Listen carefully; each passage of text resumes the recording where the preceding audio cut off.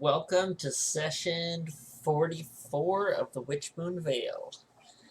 Yeah, right. So the party spent some downtime while their new stronghold building was finishing construction. Uh, they ended up meeting an elderly turtle by the name of Gregorio, who is very, very interested in documenting anything exciting he sees or hears about in his book. Um, I don't remember either. Over the, I think it's basically been 2 weeks. You're on the 2 weeks almost. Thorgrim spent his days working on his magical armor as well as just other little things. Tenzin, for the most part, went and helped with any construction that they could do, as well as at some point he went to talk to the priest of Grumsh in town about the spear, and he decided that he is going to lock the spear up in his personal vault. Pasha spent her days wandering the forests around town, just in a way to process what's been going on. On the evening of the 12th, after the completion of the lodging, you began talking about another job, and you guys were interested in the posting about the infestation in one of the mines a few days south of the city, as well as the possible undead still attacking travelers. I believe is where we were at. Correct?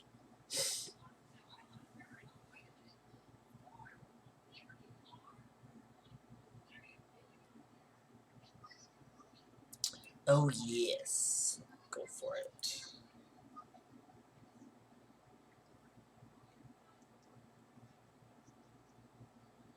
28. 48.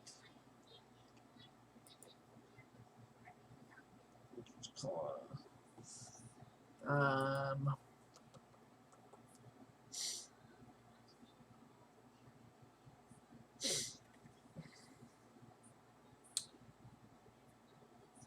you are interested in it?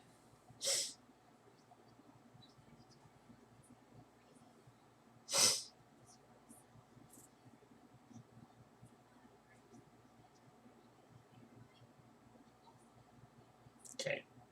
I'm trying to remember the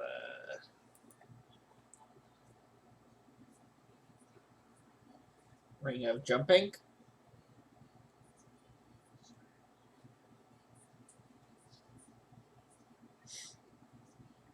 Okay. Okay. We'll say yeah, you could do that. Um, the tattoo costs 500, so that there's a 100 gold difference. Okay.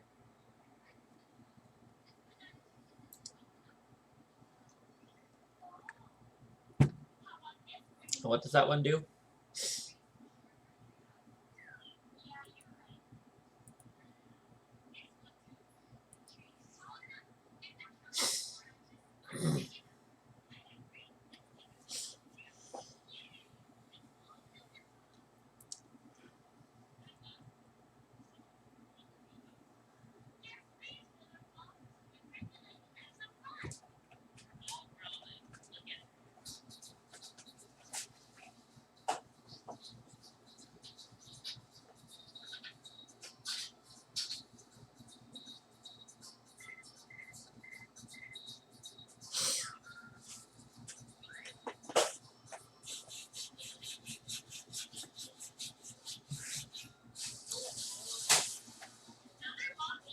During that time?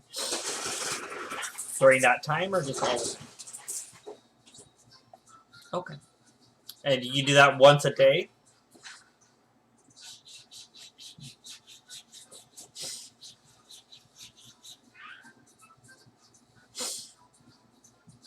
Okay. That's not bad.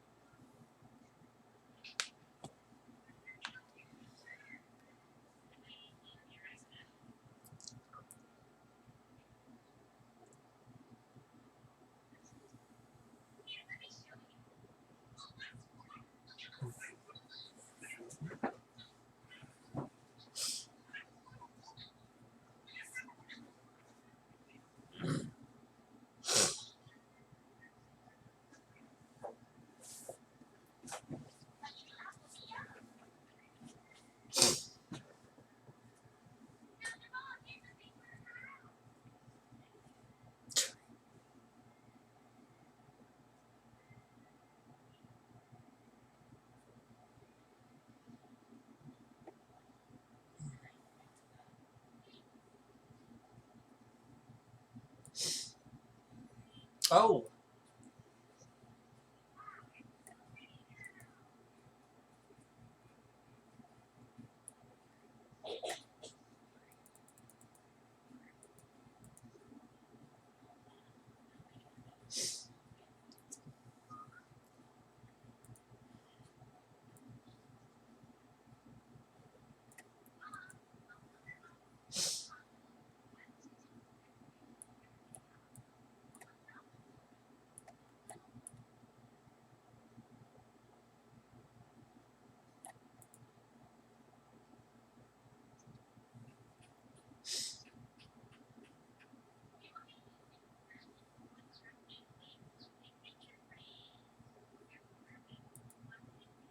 You guys see the new map?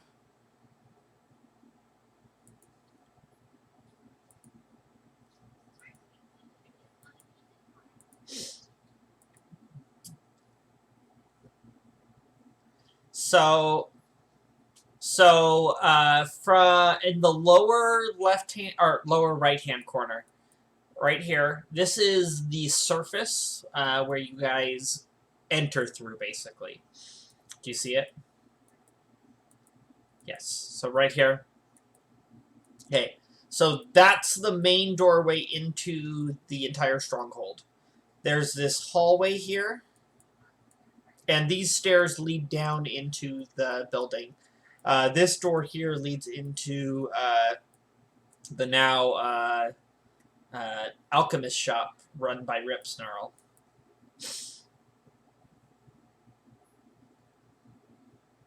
Oh, Roll20's not loading for you?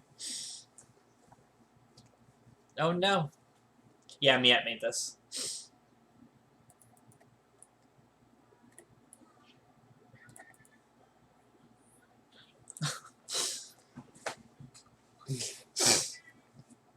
So, um, when you go down the stairs, the center of the map, there's a staircase that enters right into the middle of the tavern.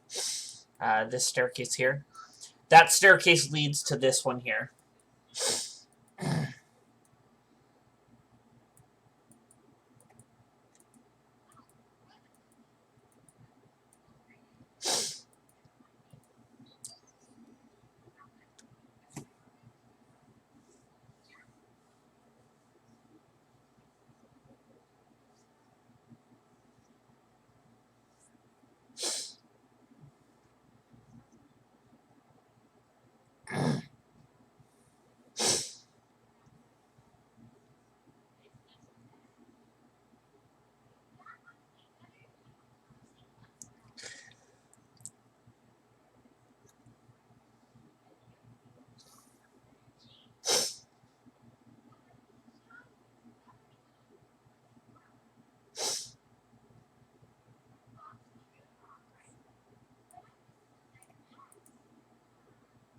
And then this backside behind the stairs is the crypt, where the crypts are, where Pasha set up her room, and where Dearden was going to set up his room.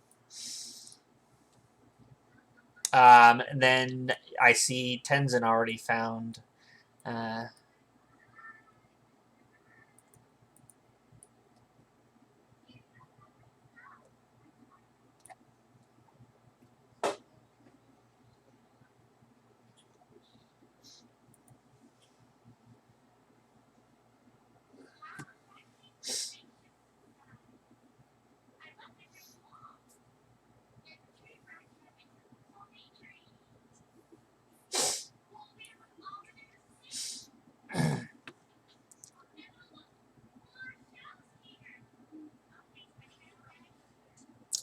And then the north side is the kitchen and the brewery that continues back into further brewery stuff.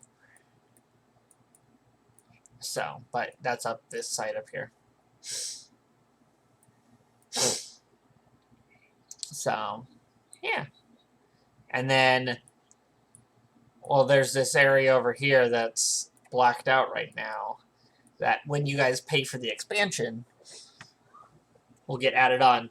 And there is something behind that. That's why I had to cover it. So...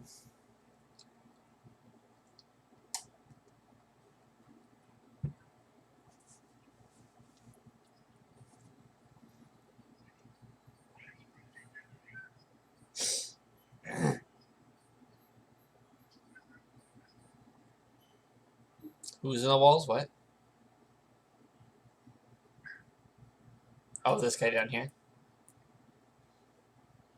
Yeah, he's not in town yet. So... Yeah, I just moved him off the map.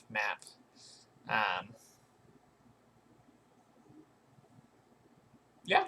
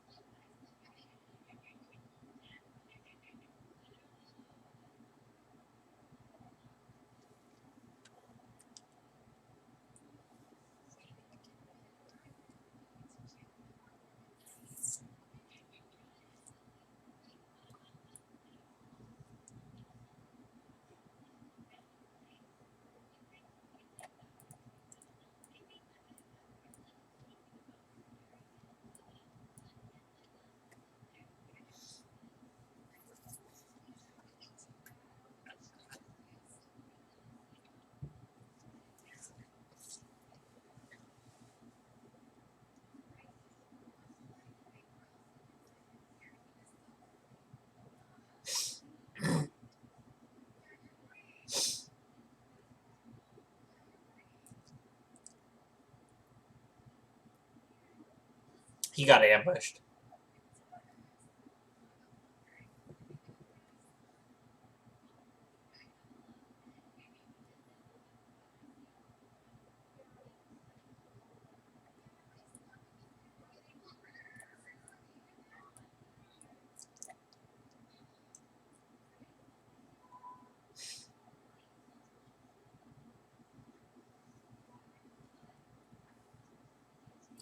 It was the apothecary, the map and key from Black Dragon Syndicate.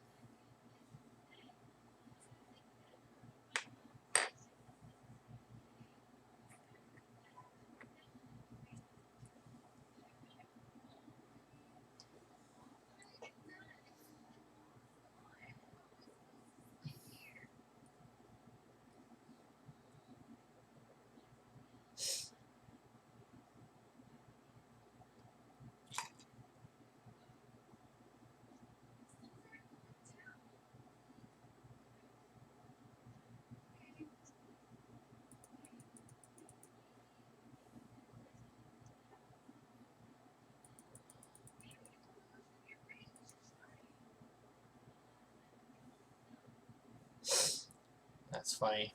It kind of does look like that. And the apothecary.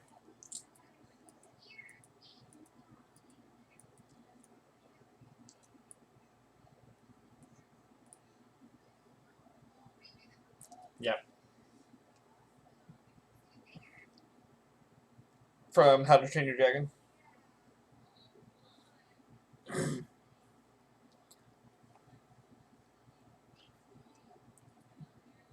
Yes.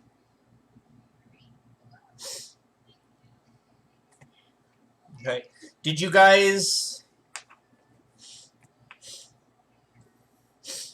Did you guys still want to go on that trip today, or did you guys want to hang out in town still? I'm just curious. What's going on?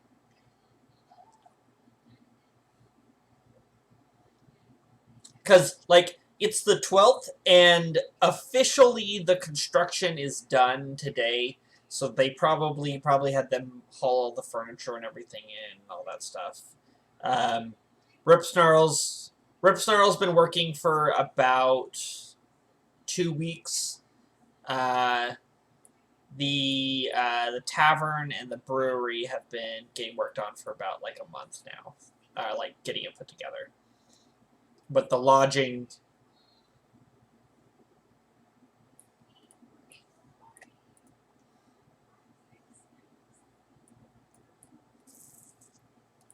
if you want to go and add that in, you could make it one of these booths or whatever.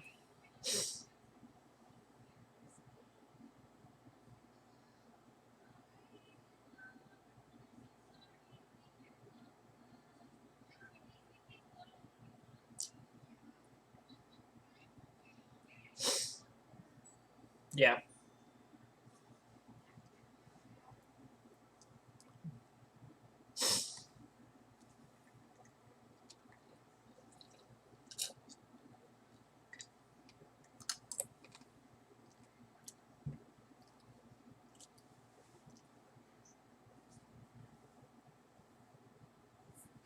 yeah. You guys gotta pay for the upgrade and then wait for it to be done.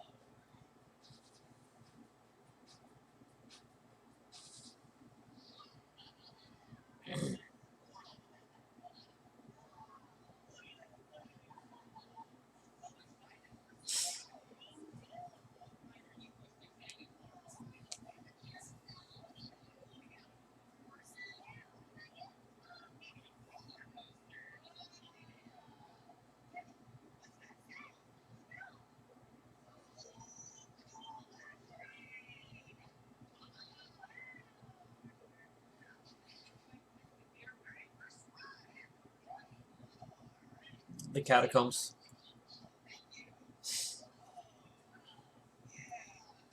Yeah. I'm gonna have the butler take over Dearden's old room, and use it as his like home base for running the place and keeping things running.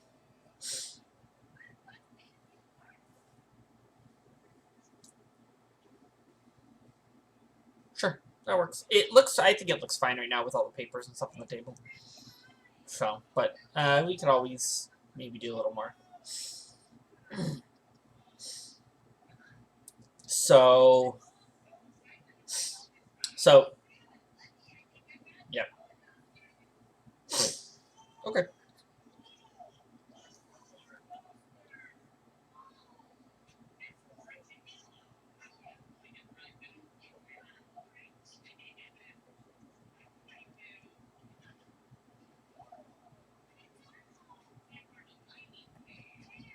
Yep.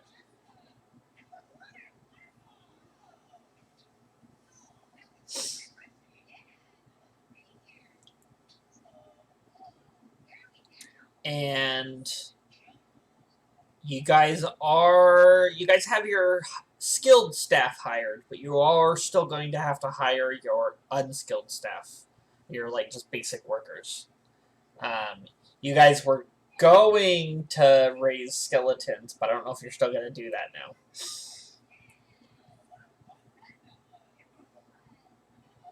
Dearden was going to do it because he was the one that was most likely to cast necromancy spells. You, you have to perform a ritual on the new moon in the crypt using a necromancy spell. You have to be able to cast a necromancy spell, basically.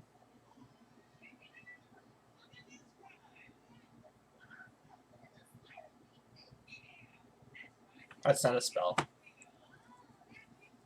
That's not any. You're thinking inflict wounds.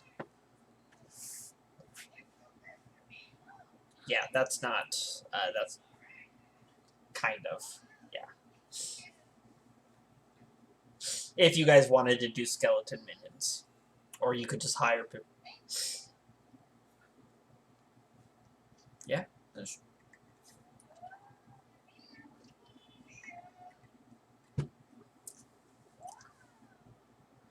On the first, or 28th to the first, basically. Your guys are the 12th. The last new moon was the night that Dearden went off and tried to murder Vard.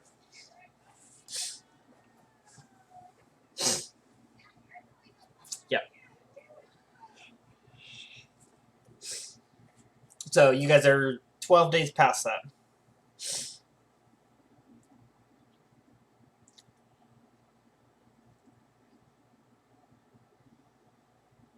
It wasn't every month.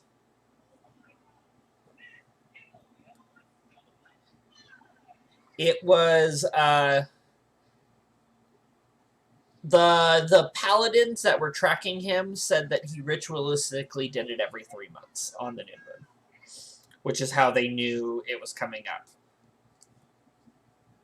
So they were just waiting for. They were prowling the city, waiting for their suspect to show up and lure someone out of the city.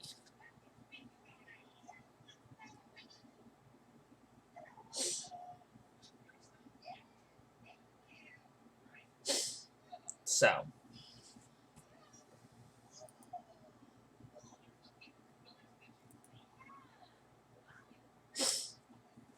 If you can do it every month until you've gotten so many, and then they just stick around, so long as you don't ask them to leave the tomb.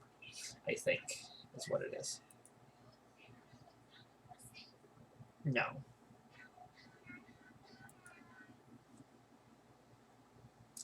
Catacomb. If the owner can cast one necromancy spell, they can perform a ritual on the new moon to raise 5 skeletons who act as unskilled laborers. This can be repeated on the new moon, so long as there's enough bodies in the catacombs. The max number of skeletons is equal to 20 times the room slot max the building. Skeletons turn to dust if they spend more than 7 days out of the grounds of this building.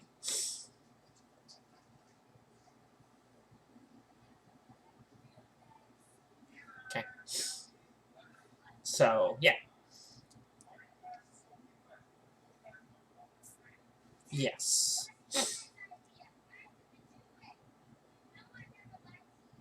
They can walk around town.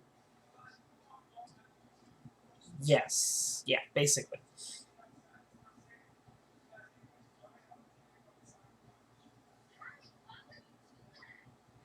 You guys still haven't named your tavern yet.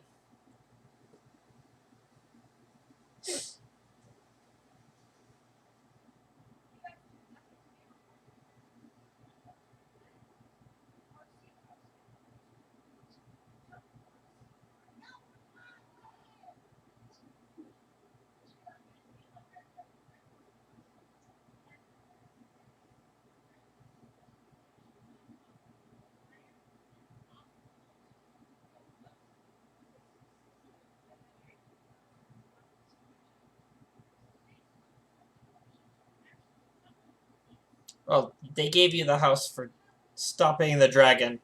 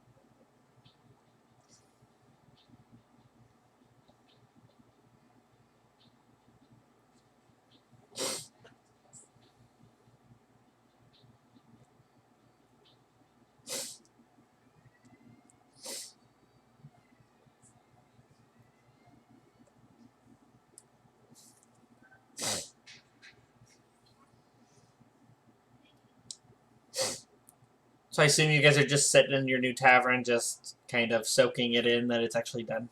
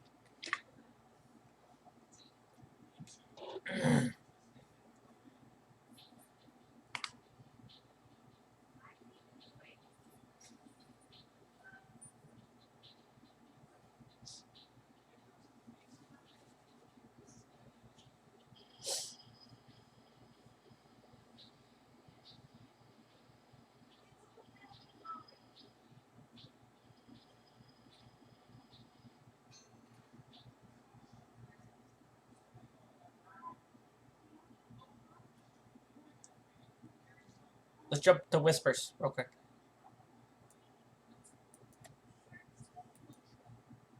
Yes. Um, how old were you? Wait.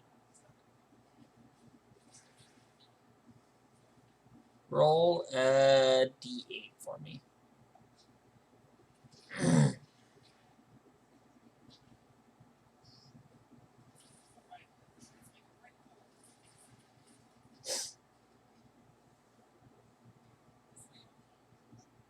8. Okay. Uh, you were 8 years old when your that night your family disappeared. Yes. So you could talk. You don't really remember too much about it. Um,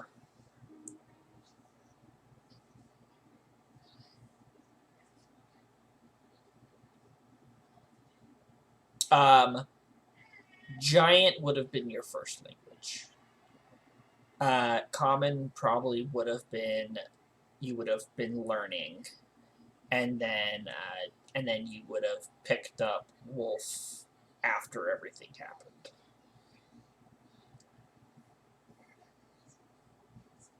That makes sense. Okay, let's jump back. You have something else? Talk about it. Yeah,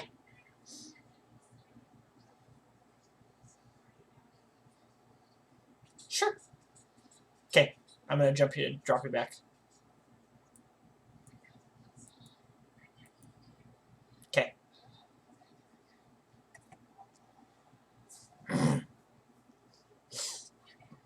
Sorry, we hadn't talked about something, so we needed to figure it out.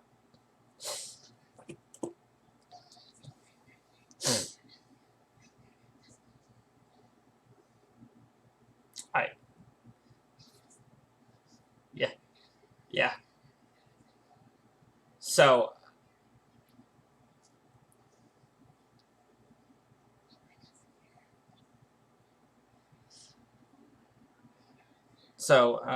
Pasho, what does he get?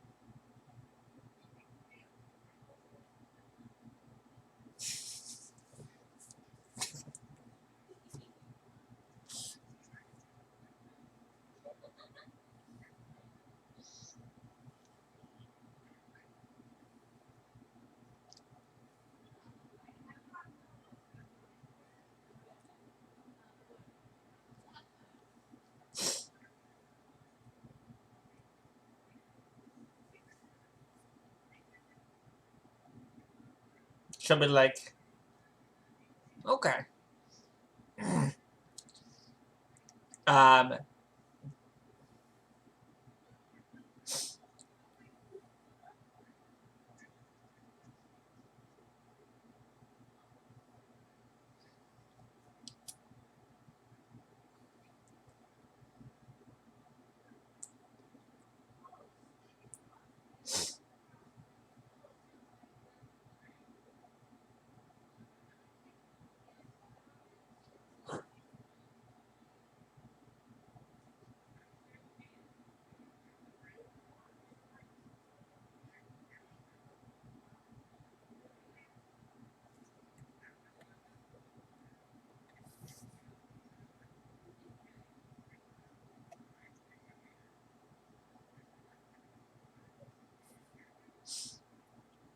okay.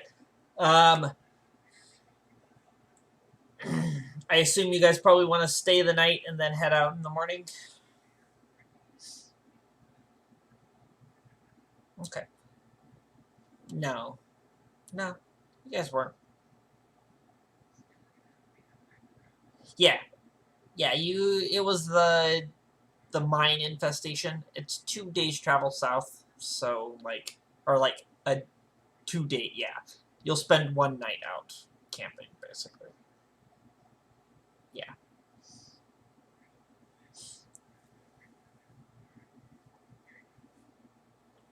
Let me drop you guys on the map so you can see.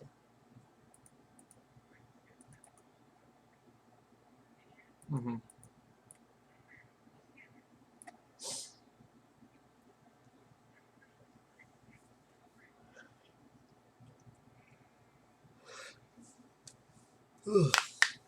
So,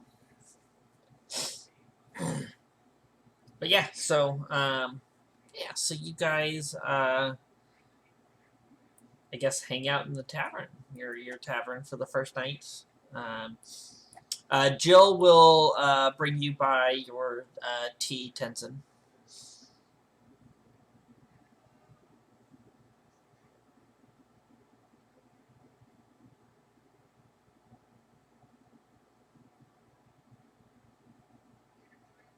Oh, of course. Uh, she'll reach down and be like, "Can I scritch?"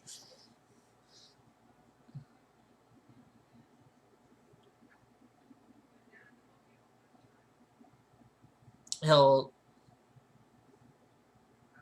he'll kind of like give her a side eye and then like kind of hold his head up like to like sure.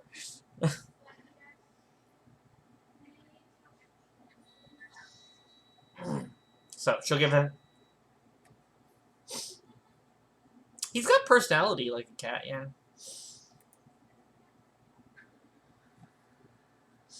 Um, Tenzin, when you take your first sip of your tea, you realize that it's spiked.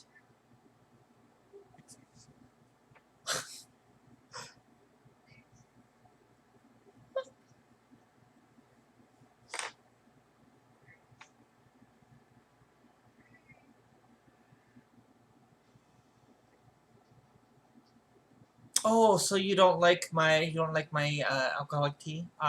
Okay. Sorry about that. I did not know.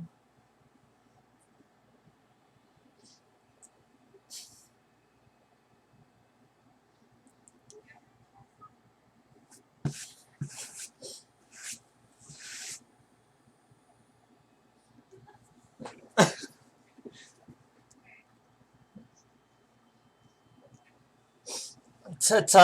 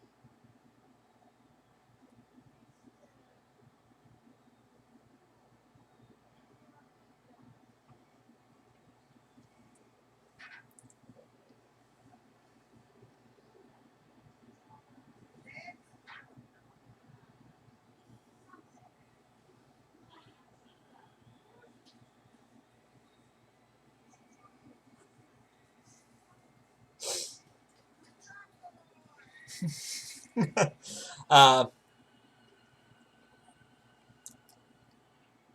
a little while later, like a minute or two later, Joe will bring by another tea for you. Um, she'll be like, "There's no alcohol in this one, I promise." Um, but it is kind of like built like a mixed drink. It's a tea. It's cut with some juice, except it's not spiked.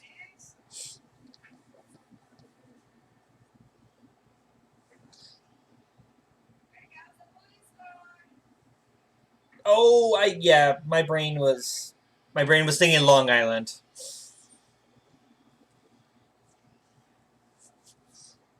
Um, but yeah, no, it's a fruit juice that was mixed with it, and it's served uh, slightly like kind of chilled, but not at like it's not served hot.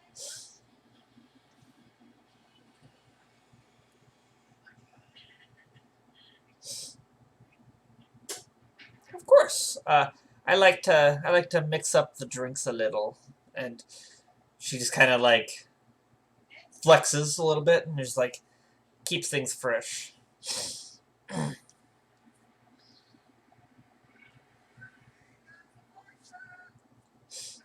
Well, as long as we have that juice, I will be sure to make it for you. I will attempt to keep it in stock.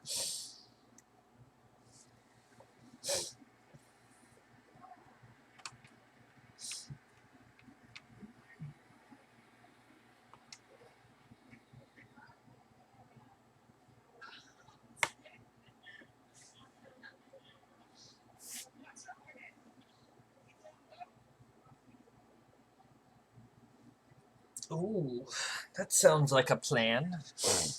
Uh, that will definitely save some money on import costs. Definitely won't. The garden definitely won't be able to sustain everything we need, but at least part of the year.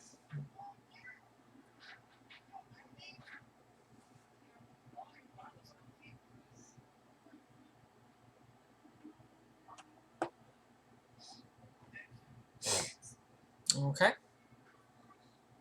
And just so you know, I think it was you needed to pay uh, you have to buy basically you have to buy more area up above around the apothecary uh, from the city, and then you have to pay to construct the garden. So it'll be 5,000 gold about.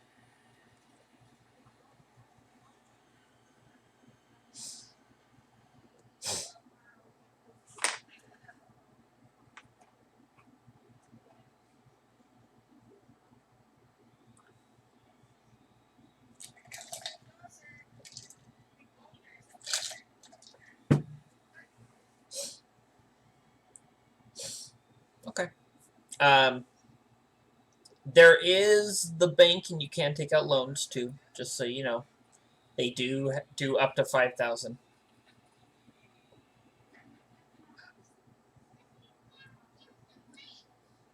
Yeah.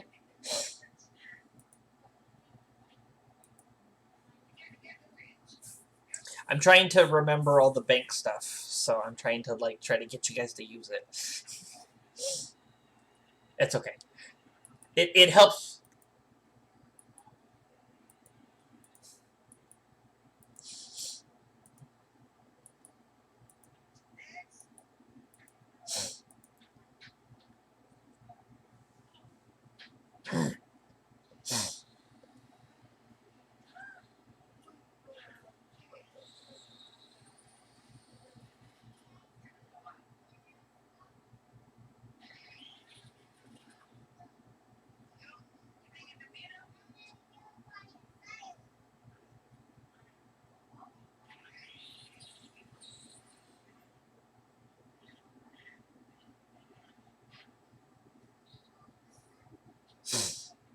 But like, do you guys have some blankets in some of the spare rooms?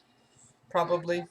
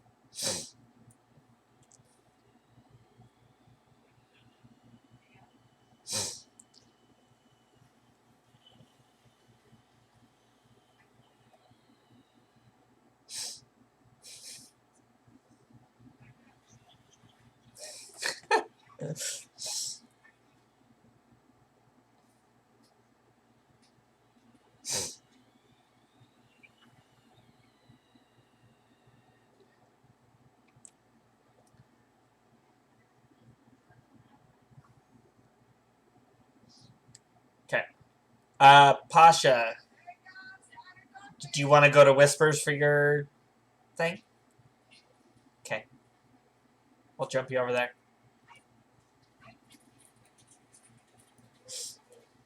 Okay. So, yeah. So everybody else had gone to bed, and you and Baston creep out, and are up behind the little apothecary up top. Are you gonna go out of the city to do this, or are you gonna hide in the city, like in the behind the building?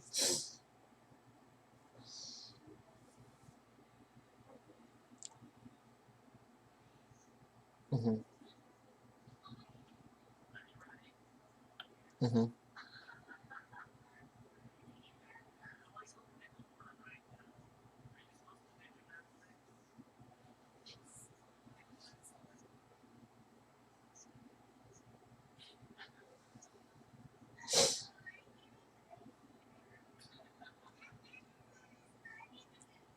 Okay, one of your little groves, kind of thing. Okay. Okay. Okay.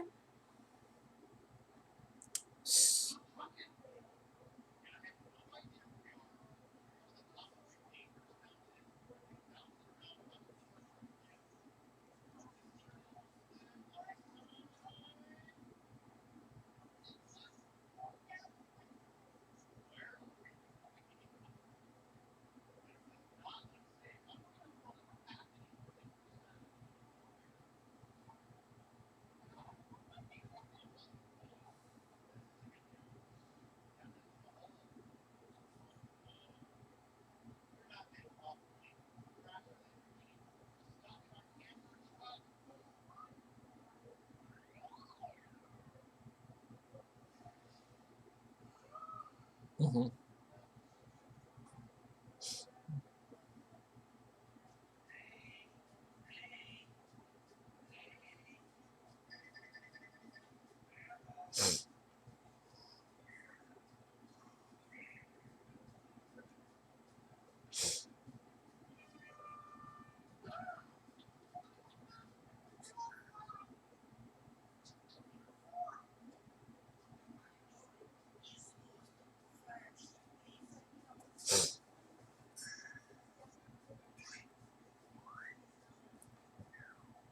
Mm-hmm. Go ahead and roll up persuasion.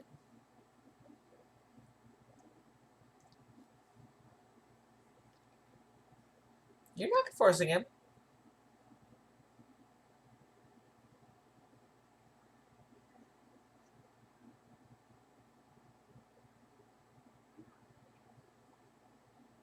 It's okay.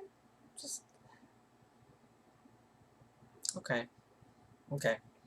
Uh, he seems a little apprehensive at it. But does not. He's not shying away. Like you can read him. He he doesn't necessarily agree with it, but he's not gonna stop you if it's what you really want.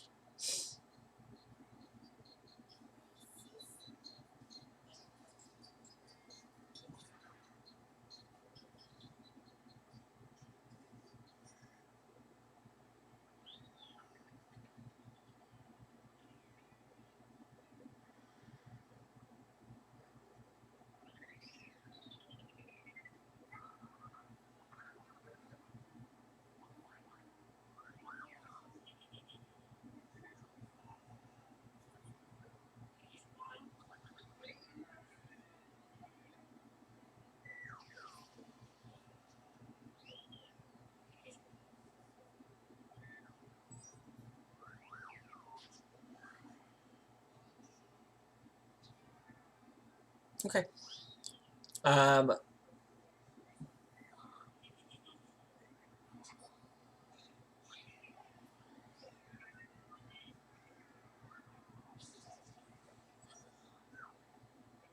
Yep. Okay. So I need you to roll me. You have the book with you. You've been taking notes. You've been learning. You've officially learned Celestial, so you understand everything in the book. Um, I would like you to roll an Arcana check at advantage because you have this instructional manual in front of you.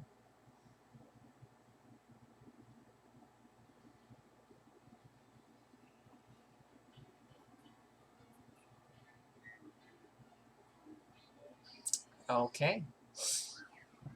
Okay. So you spend the time and you draw the circle. You lay everything down that you need. Um, you get it all set up. You take one of your empty vials and you collect some of Baston's blood. And then you begin drawing the symbols in the blood everywhere they need to be. And you spend, it probably takes about like 3 hours.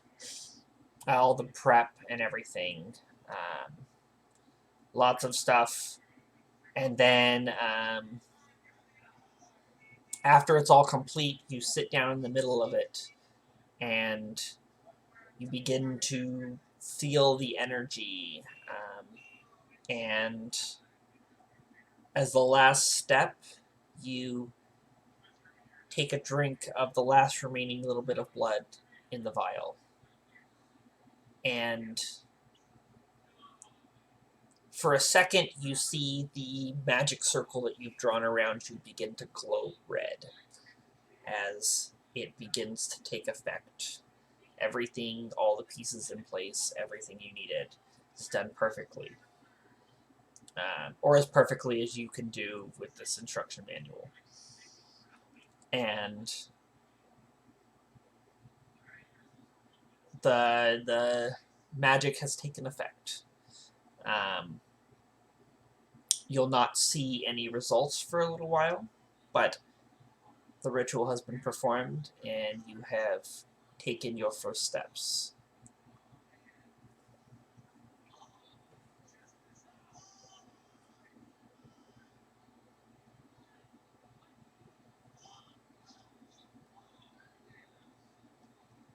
You should only need to do the one ritual. It takes time for it to manifest. Um, Usually, most of the time, it begins to manifest on the full moon. The full moon is 2 days away. But it might take longer than that. Just simply because this is not the traditional way. This is a different way of going about it in a more control. It's a different type of controlled manner. Okay.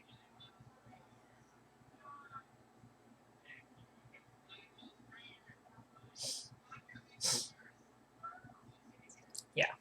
So, um, when you level up next, you can take the Blood Hunter class.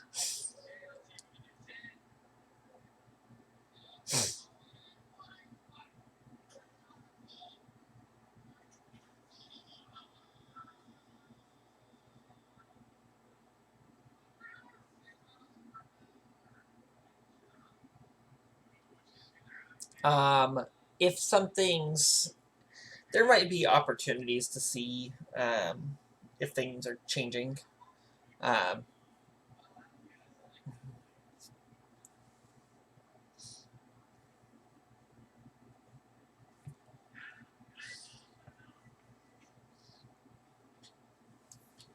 we'll talk about it. We'll talk about it. Um, it's probably gonna happen after the level up. So it won't be this coming full moon, but it'll be the full moon after that. Well, probably when things start manifesting. Just for your player knowledge.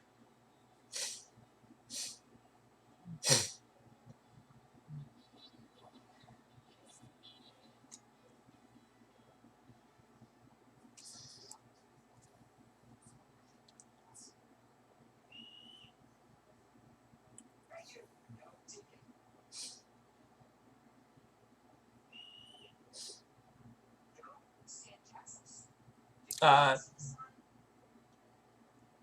okay. If you would like, you can ask them if they want to. If they ask you about what's happening or whatever. I might make them do. I might just make them notice it. They have pretty decent perceptions, so I might just make a little side note of it if you would like. I'm okay doing it if you want it.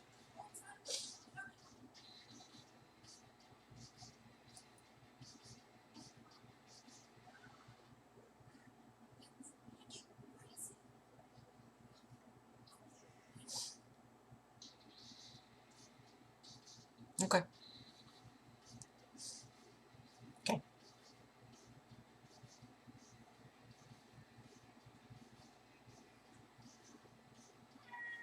Okay.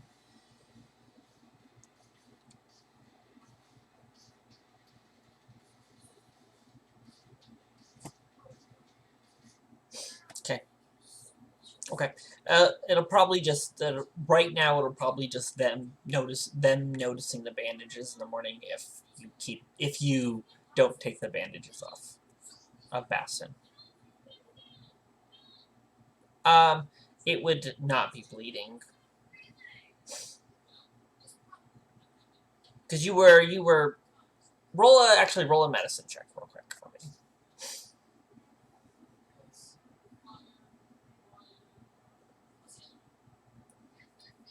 me. You're gonna have time to go home and sleep. You probably sleep into them.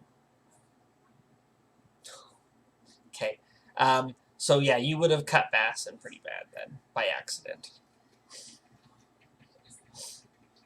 So there would be yeah. So there would probably be a big bandage on him. So they'll definitely notice.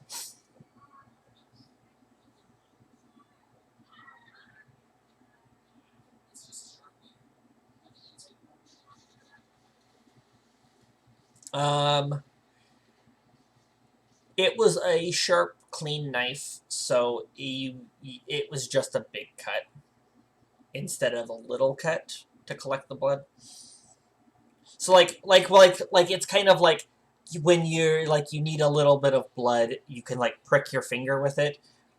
But sometimes some people like go all out, they cut their hand and then squeeze the blood out.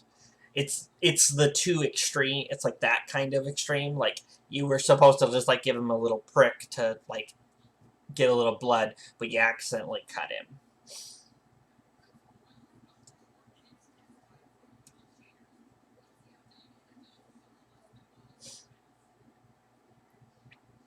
Oh, to see if he'd heal Bassin. I think you might ask Thorgrim to heal Bastin. You definitely can bandage him. Thorgrim would definitely be asleep. Would you wake him up?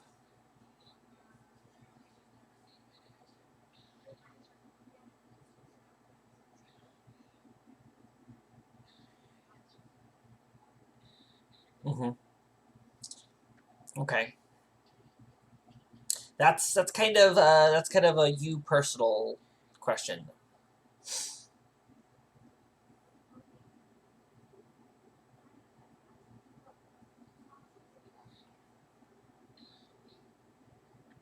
It's not enough. It's not enough that you stopped the ritual.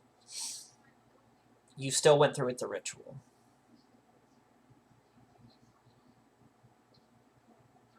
So, so it's he's definitely been wounded worse. Like um, instead of doing like because it technically if you had just like done your like little nick to draw a little blood, it's like 1 point of damage. You probably did like a d4 of damage, risking a couple points more of damage, basically.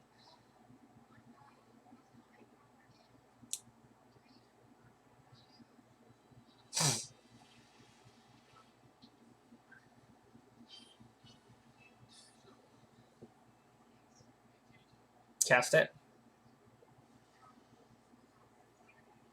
Okay, go ahead and cast it.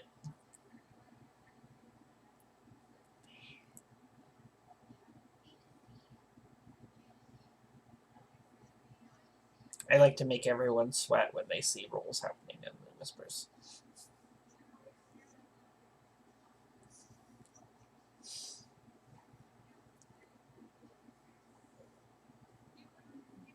That's a waste. Unless you really think Pasha would cast at a second level. You have no idea.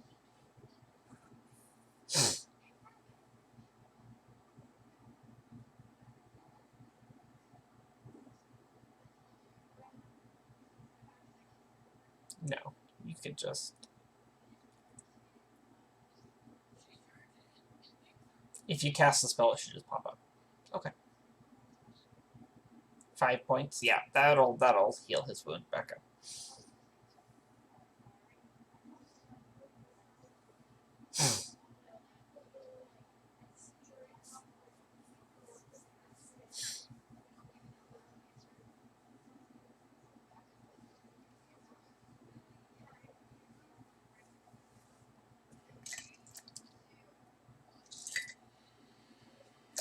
Okay. Sounds good. So yeah, so your ritual is complete. Baston is healed. He's still probably a little timid about it.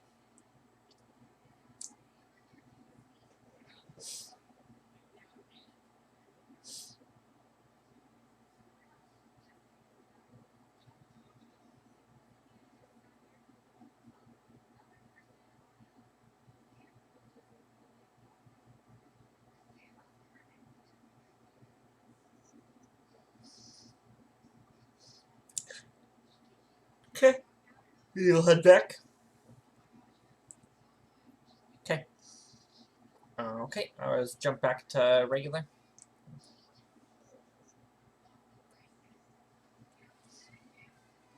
Oh yeah. No. Hot. Basically hydro tracks. Mm-hmm. Okay. Sounds good. Okay. I'm gonna drop you over. Okay, we're back.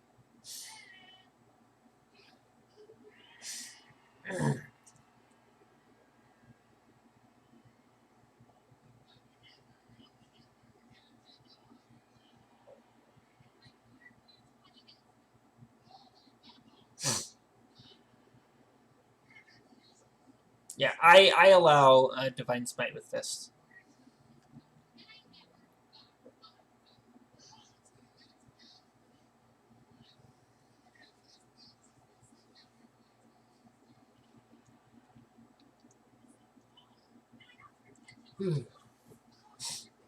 So, yeah. Yeah. So the morning comes. I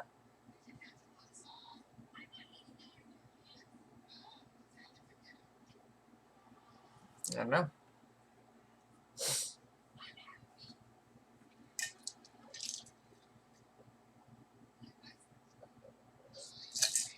Yeah, no, it's the 13th now. Um, yeah, if you sleep in a little.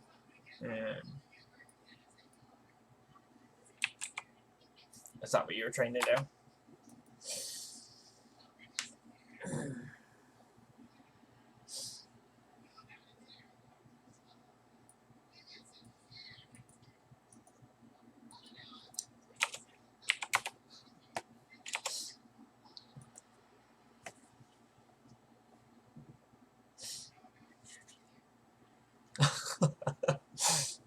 Oh, man.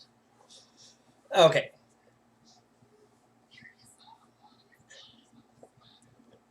Okay, so yeah, so morning comes. Y'all notice Pasha doesn't come out until probably a couple hours after. Like it's getting middle of the morning before Pasha emerges.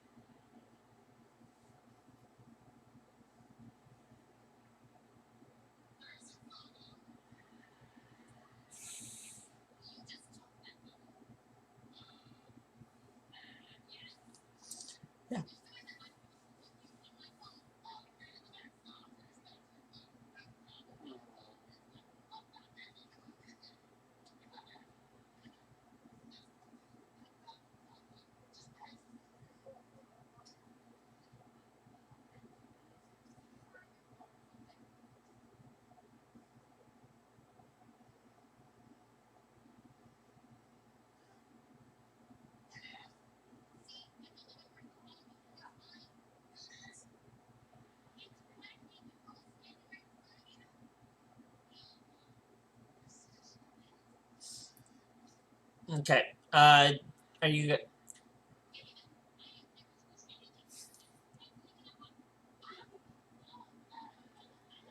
I assume you guys have breakfast and you're heading out for that job.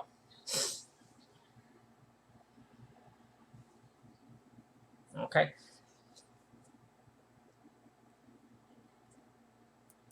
Okay. So let me drop you on the city map, just so it's easier to. So you guys are walking down the market streets and about to head out of the market district when all of a sudden Victoria, the paladin who was the leading paladin, um, this one, um, sees you and walks over to you all. She goes, "You three were the companions of the murderer Dearden, right? Former companions, correct? Um, it's been about 2 weeks, and it appears that he is not going to return.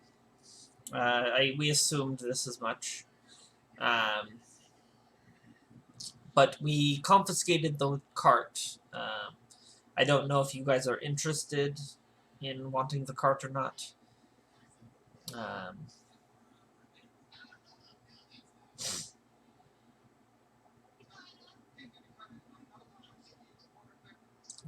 um,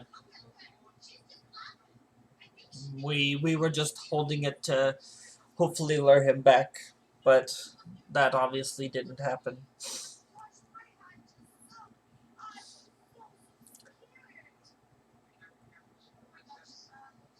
I would hope so. If you happen to catch word or wind of him, please send word. Um,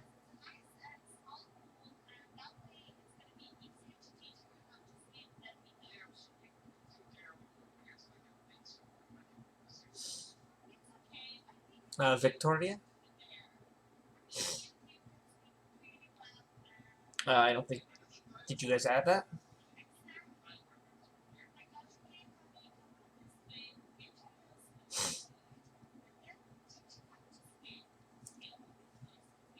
I don't think you guys did either. You guys can.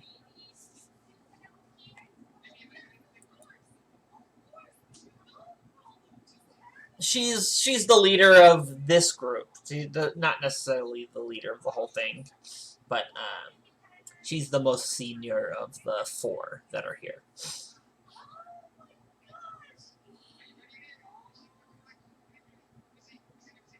Um, just send word to Arios at the.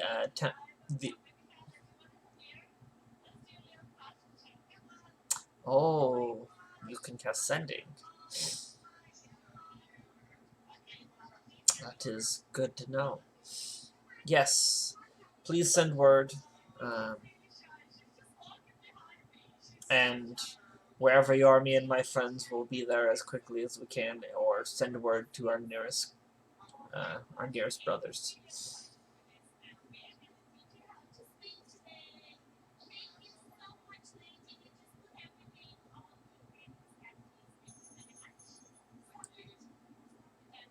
Of course. Um, we're going to probably travel west. Um, that seems the most likely direction that he went. Um,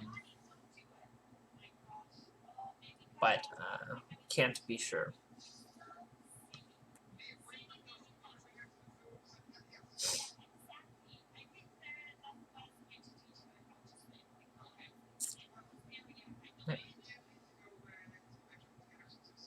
Are we? Okay.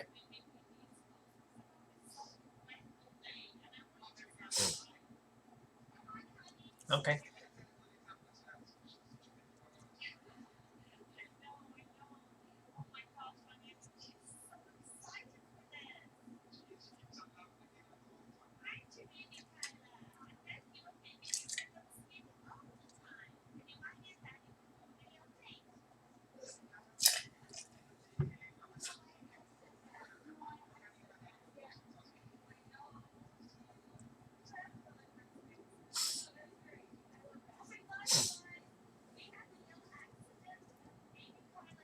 Is that better,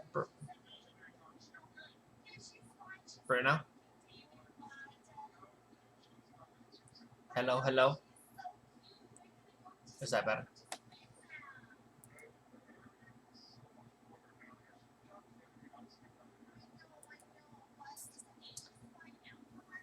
Oh. Um, give me just a sec. I'm trying to see notes here real quick.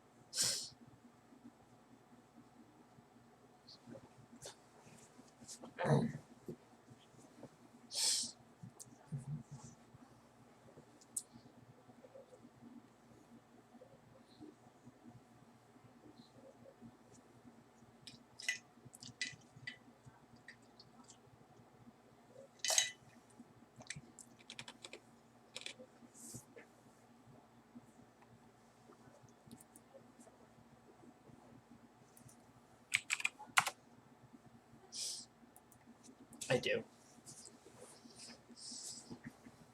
Me too. Scorpio.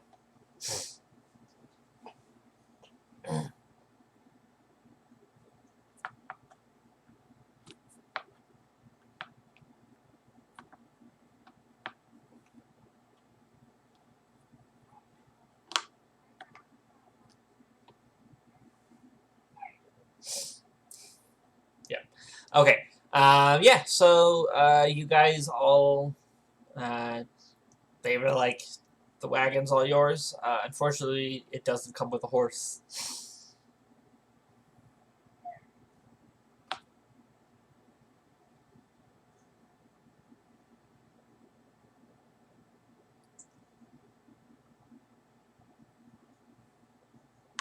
Are you strong enough?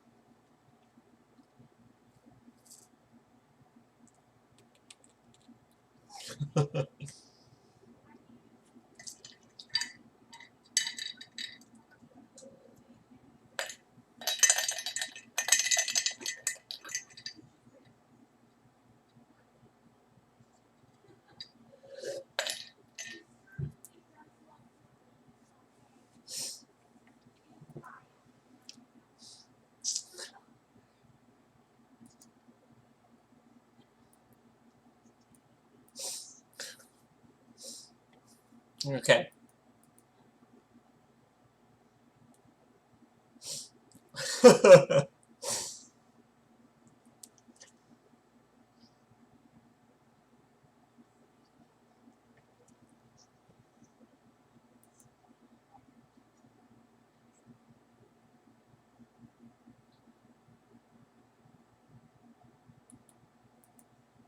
uh, by a horse.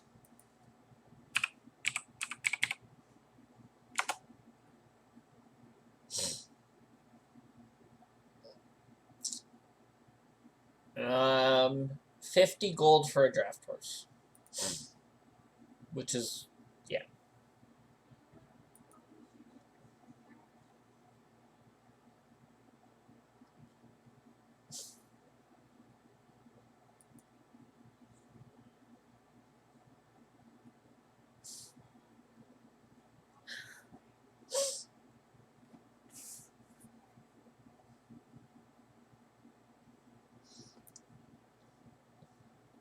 Yep, 50 gold for a horse.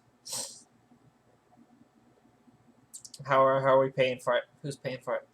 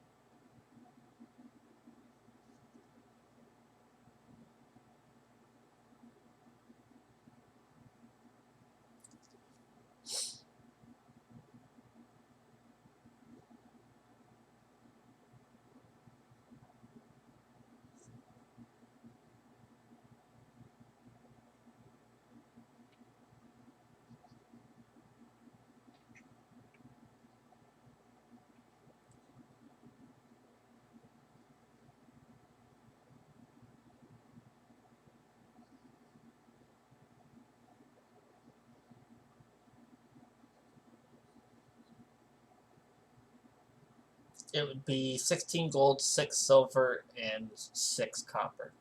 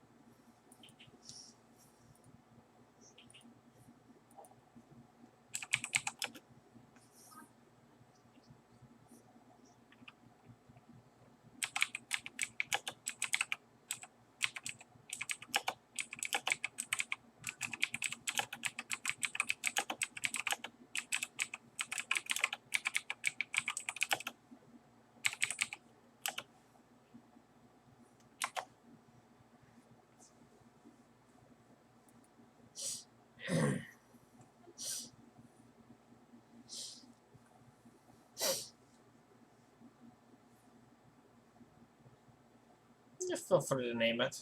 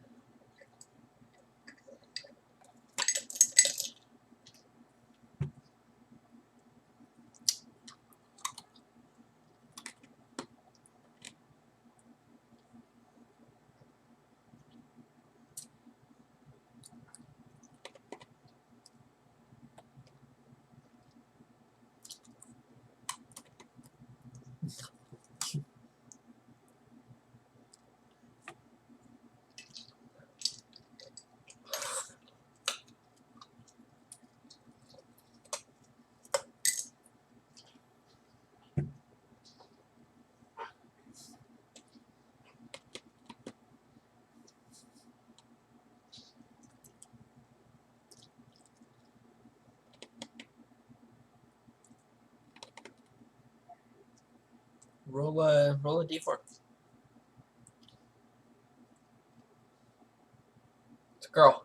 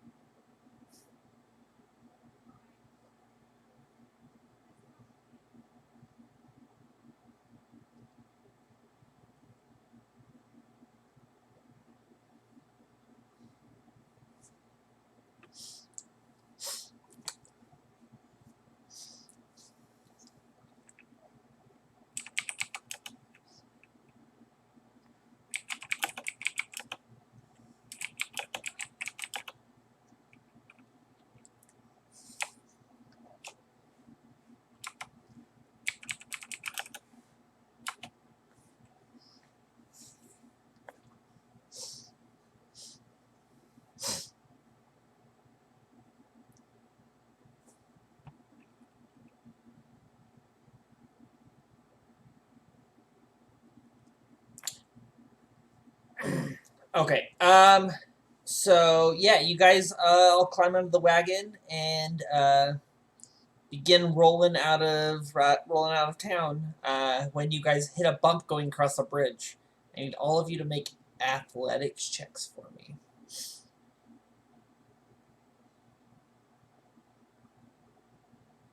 Oh God.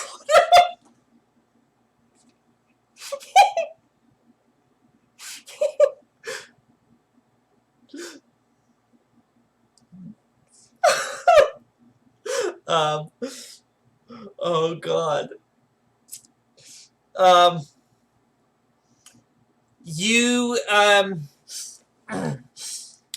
Thorgrim, you hit the bump and you like brace yourself, like lower your center of gravity, and then you immediately remember, oh, Gregorio, and you turn around to reach for him, and he's no longer in the cart.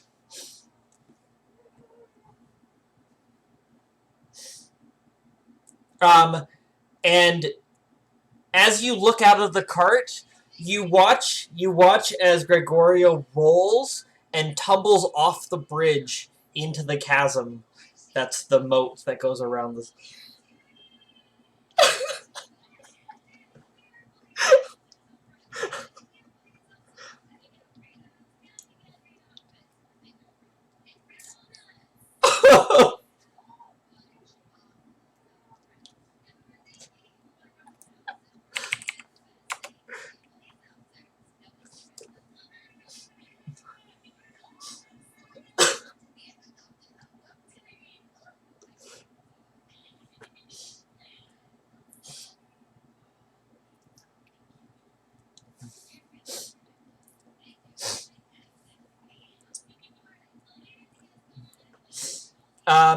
Yeah.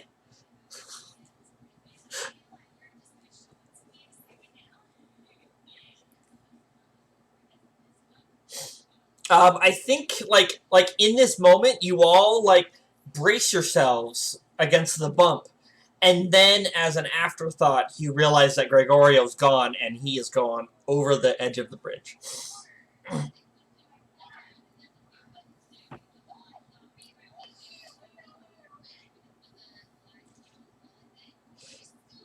Um, I think Gregorio's just gone.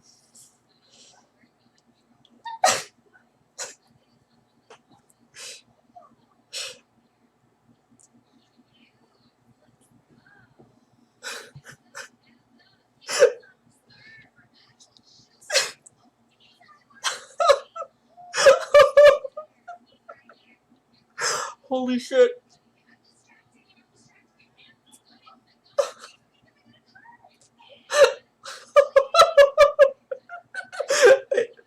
Oh god.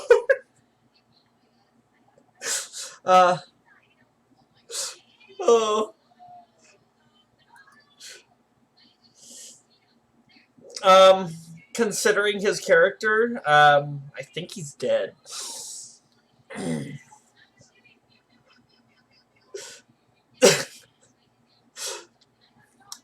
There is water, but it's like about a it's like a crevice. It's like almost 50 feet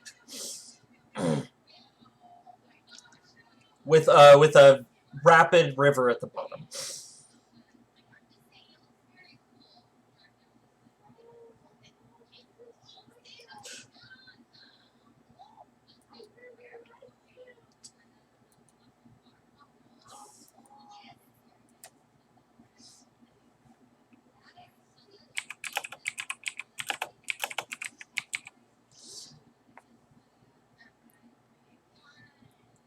He would be going. He would be going over the edge when you look and see him.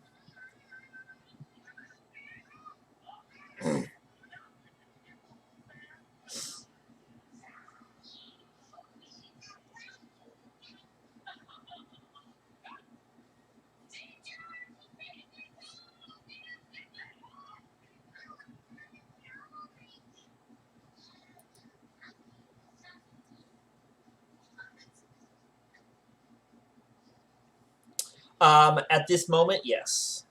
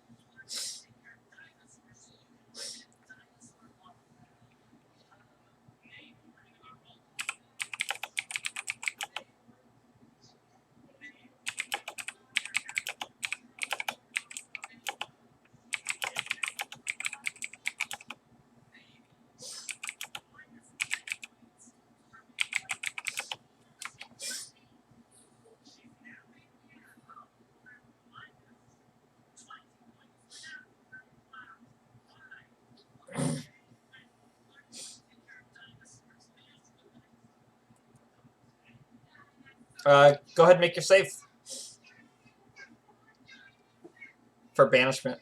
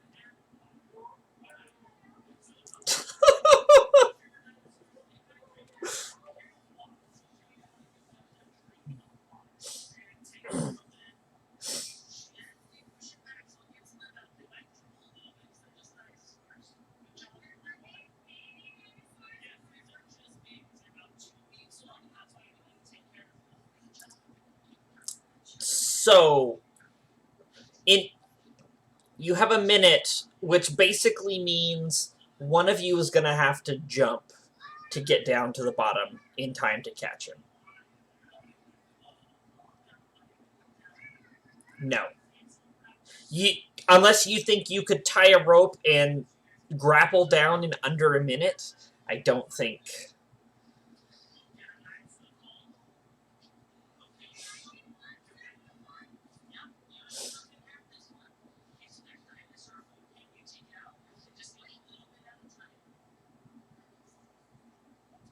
Yeah, you're on one of those bridges going out of the city.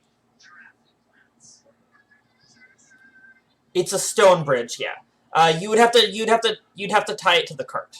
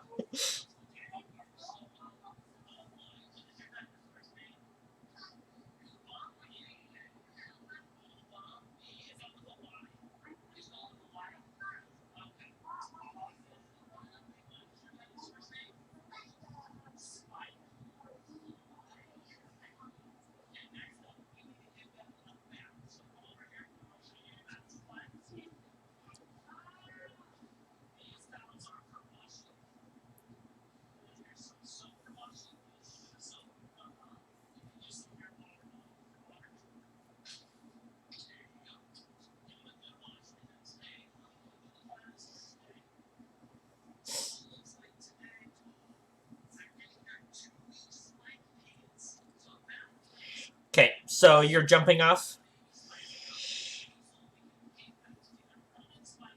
Okay. It's 40 or 50 feet down. Okay.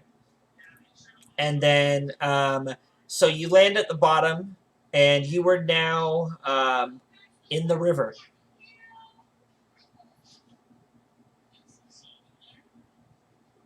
Yeah. Um, I need you to make an athletics check to get yourself into the right position. You're going to have disadvantage because you're going against the rapids.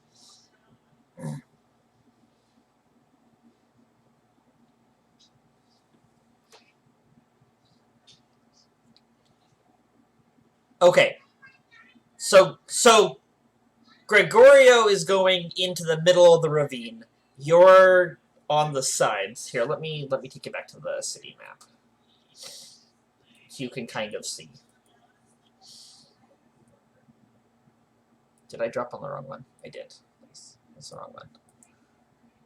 Ignore that. Ignore that.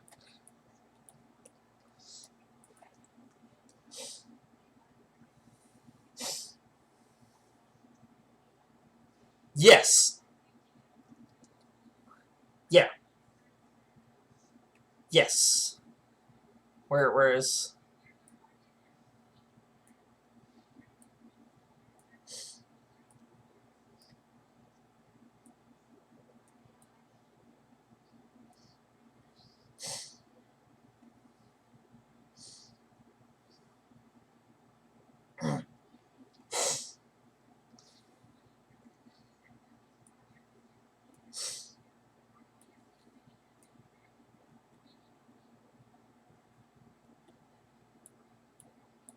Is there a Gregorio on this page somewhere?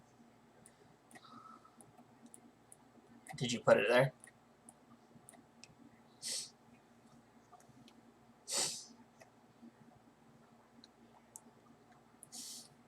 Oh.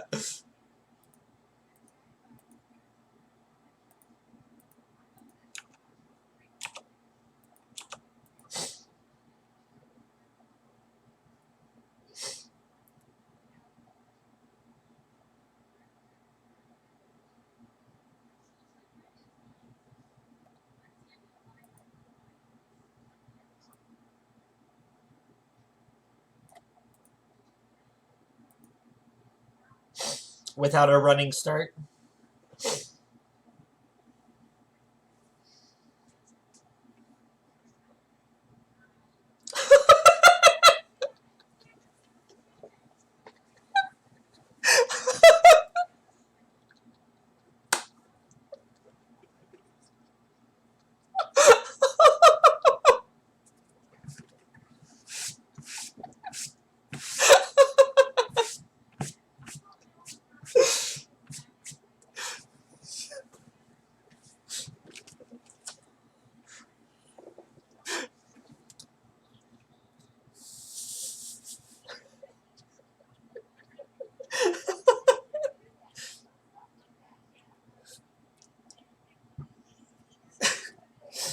That's why he won't move to Washington.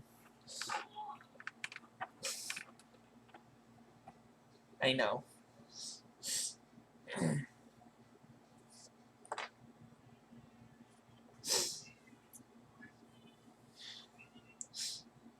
Yep. It's deeper than Tenzin. You're swimming. You could get yourself on the wall. There might be a rock or two, but for the most part, it's pretty cleared because.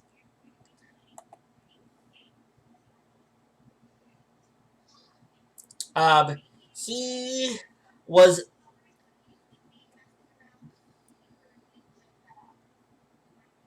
You're probably about. You're probably about there, and you're probably falling straight down. You might end up in this square here, Gregorio, because you.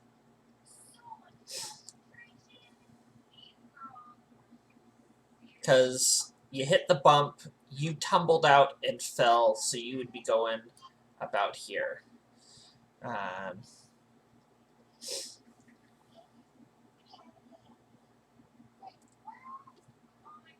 Yeah.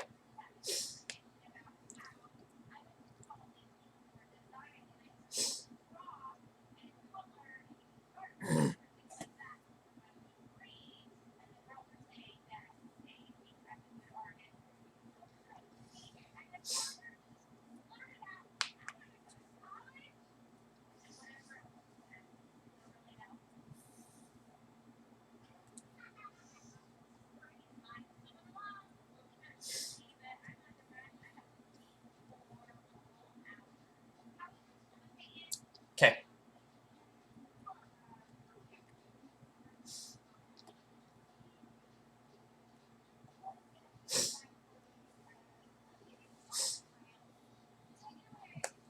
Okay.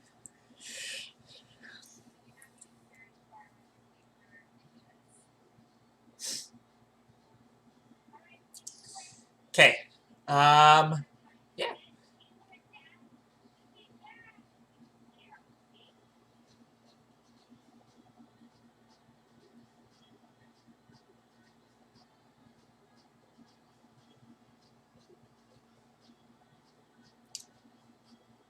Okay.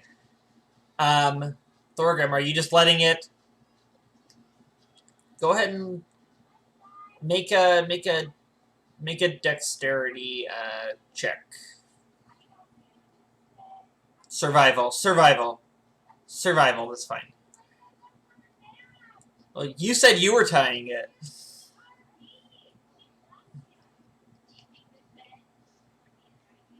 Are you proficient in survival? Okay. 16. Okay. You're doing it in a hurry, so 16. It's still a straight roll because he was doing it at disadvantage because he's in a rush. Because he's trying to tie it in less than a minute. And trying to tie a knot like that really fast is really hard.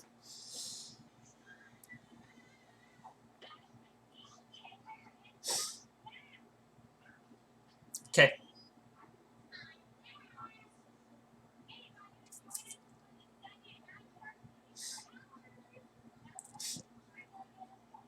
Okay. Gregorio, Gregorio, roll me a D4.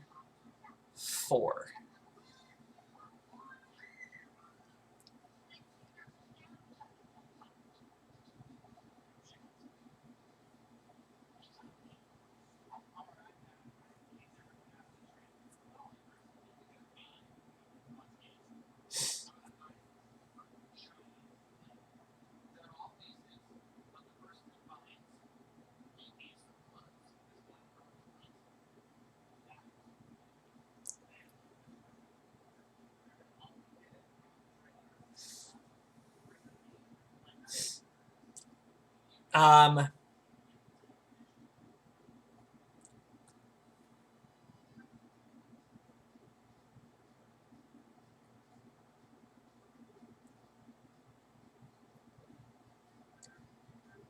Yeah.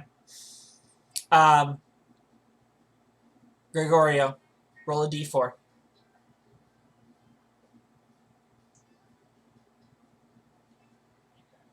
Doesn't matter.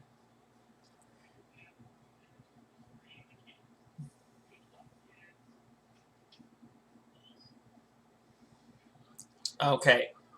That means north, east, southwest. So he's reappearing right there. He's reappearing right there. I was having the spot determined in one of the spots around him.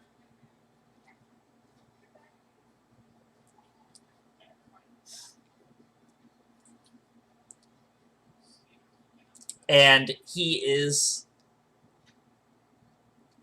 falling. Um, I need you to make an athletics check, Tenzin. So you're jumping off the wall, holding onto the rope, and you're trying to catch Gregorio. Then I need you to make a survival check as well.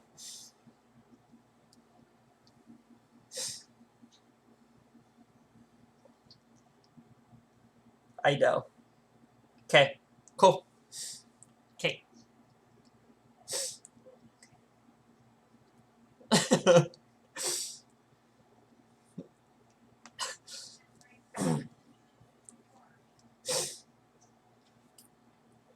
Okay.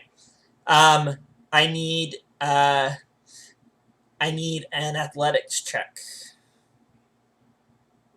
Just straight.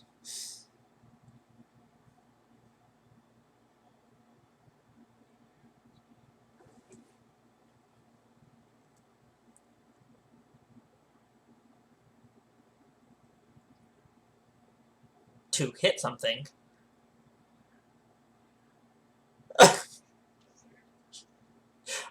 Are you gonna punch him into the wall?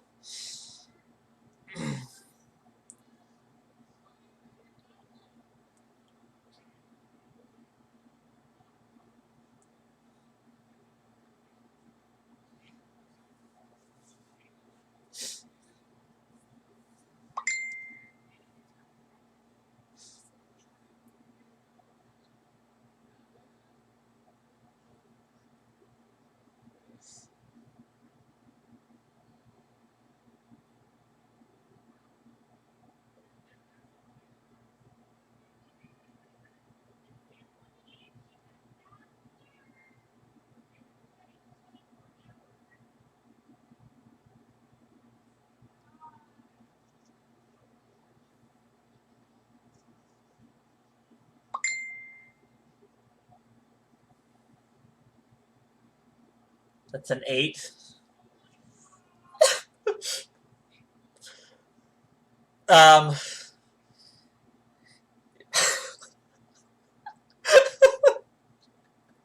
you jump and you expected your knot to actually have a little bit of give so you could adjust your height as you swung, but you tied that knot too damn well. And as you're swinging, Gregorio just barely passes. Like, you can feel the air brush him as you go by. And he plummets into the water.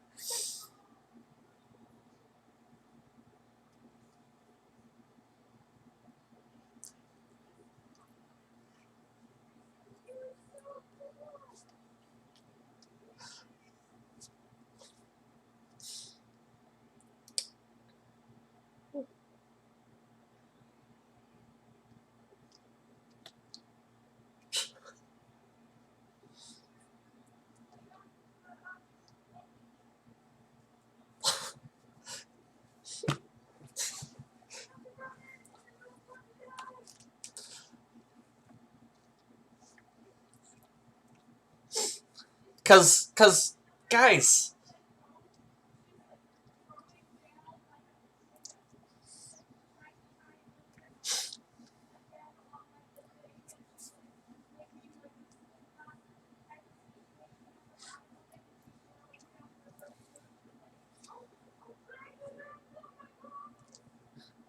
Gregorio, do an athletics check for me.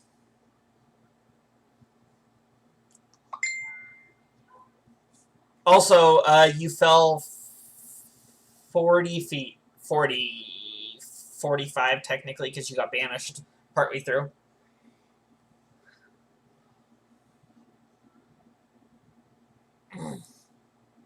Mm-hmm. You can go ahead and roll it if you want, or I can. Would you prefer me to?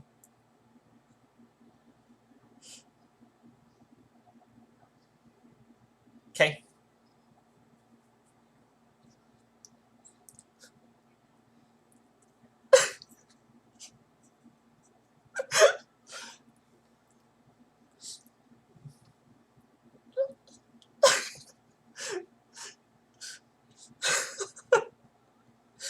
Yeah, roll athletics. You're not jumping in? Okay. Gregorio goes under the water, and you don't see him pop back up.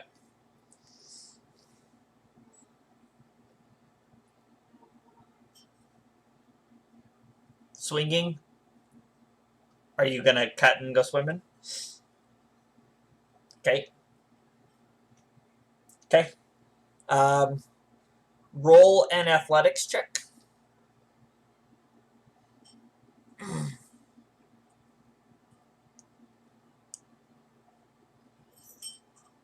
19. Okay. And roll a perception check at disadvantage.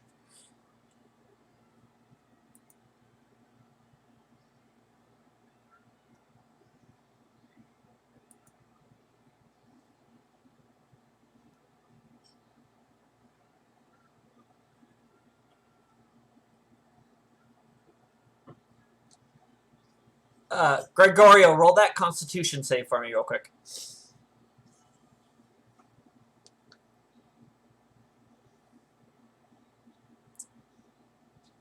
19. Okay.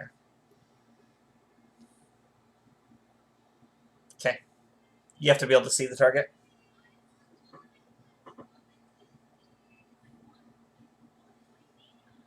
Okay.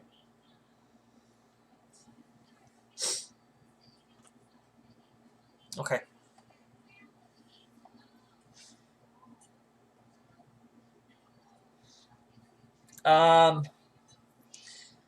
So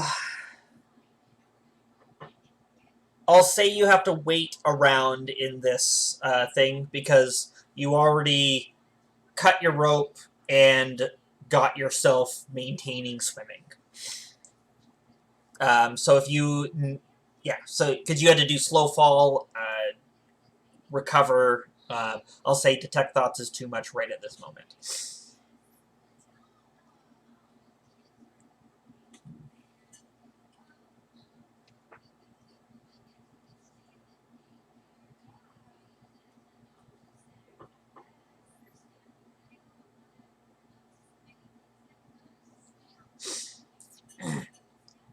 Okay. Gregorio is about 20 feet down the river. Completely submerged. Completely submerged.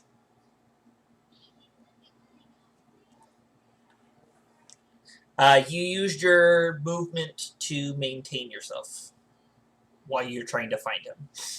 So,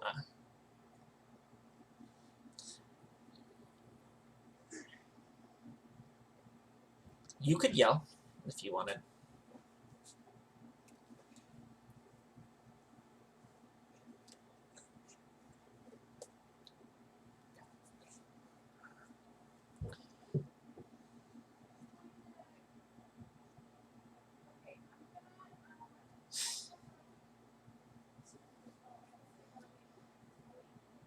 Okay.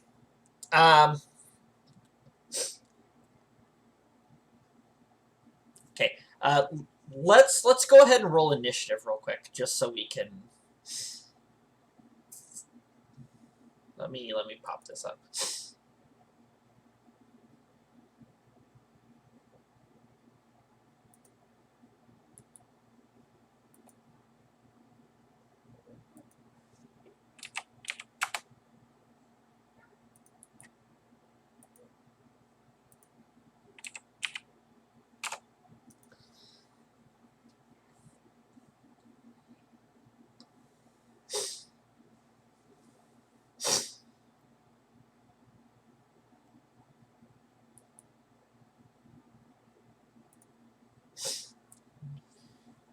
Okay. We'll just start. We'll just start at the top of the round. Um, and Gregorio's. We'll have her roll. We'll have her roll and join in. She's hesitating because she's not sure what to do. We'll just say so she'll join on the next round. Pasha. Okay. Go ahead and roll initiative then.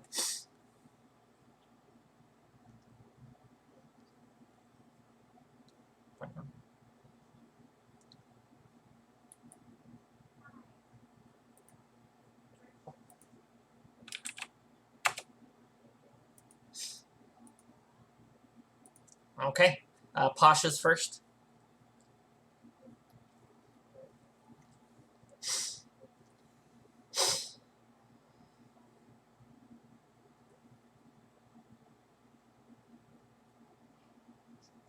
She does. Gavin's making his way to bed.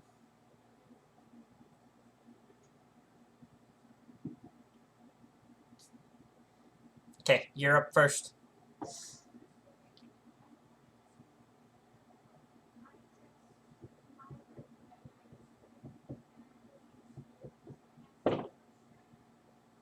So you guys are leaving the cart unattended with a horse that you've not trained? Oh, are you? Okay.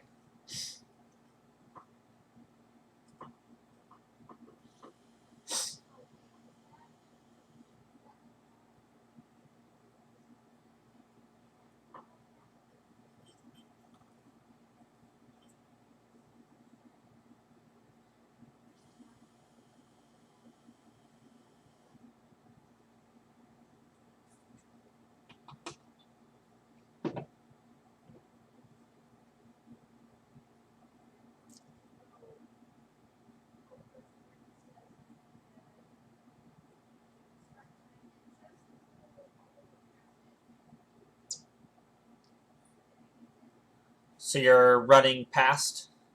So you're right here.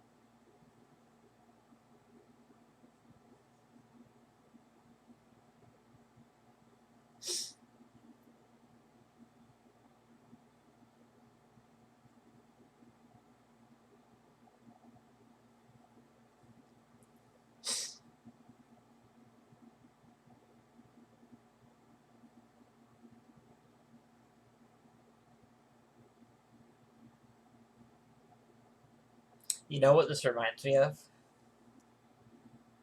Inquisition and the Waterfall.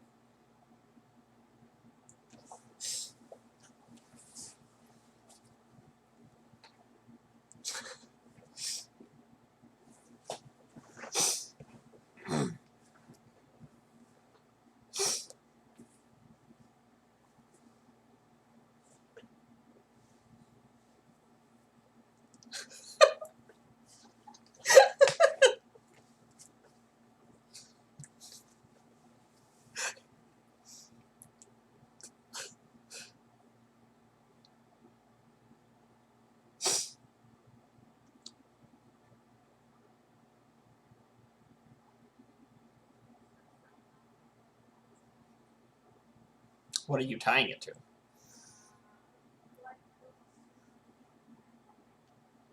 On that side of the wall, nothing. All the greenery and trees and everything that you could tie to are on the other side of the ravine.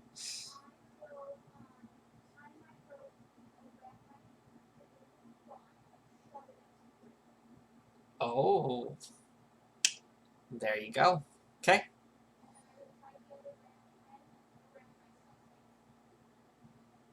Okay. Make a survival check.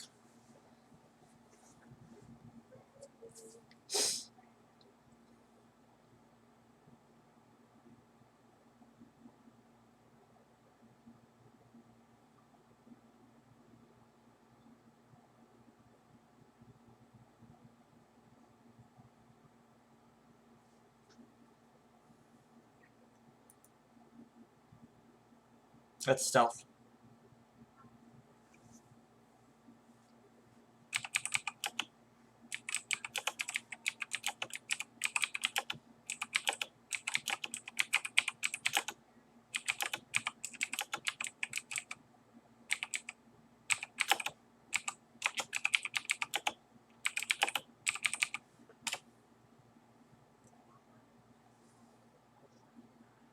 Okay. Yeah. Okay. Yeah, so you tie off your knot and you get ready. You and Fuzzy don't have any more movement.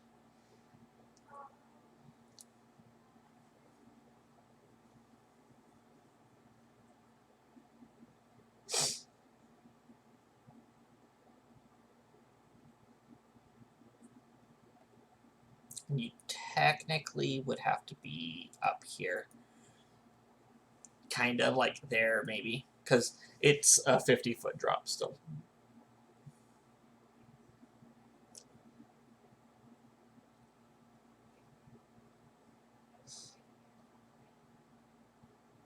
I just moved you back 1 square along the same line of along the same row.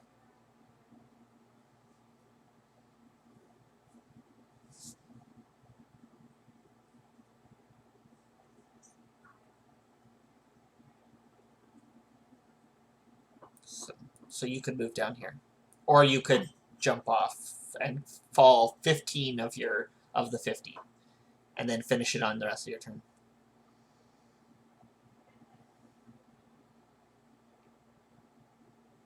You could jump or you could repel.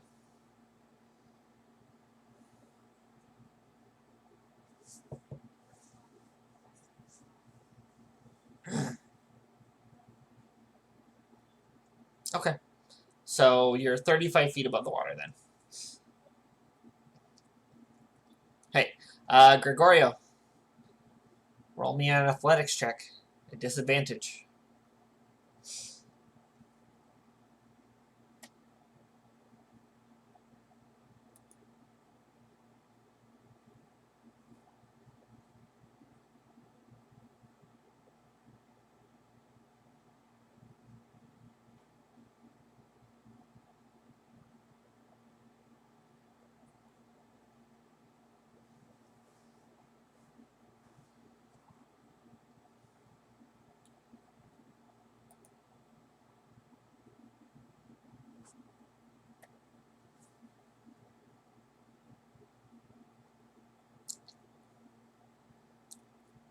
Okay.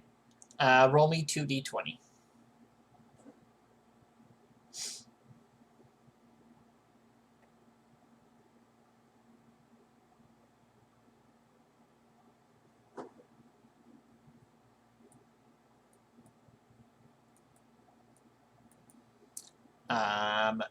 Roll me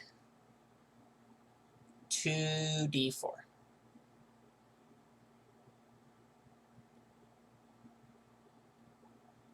2d4.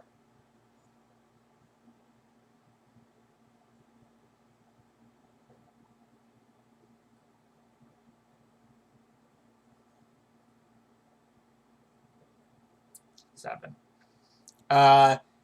You hit 2 rocks on your way past. You take d6 damage each.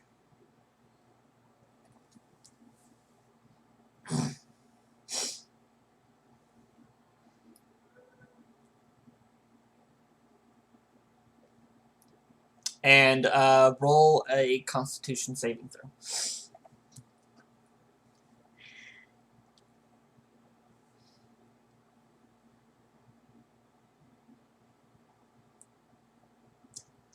Okay.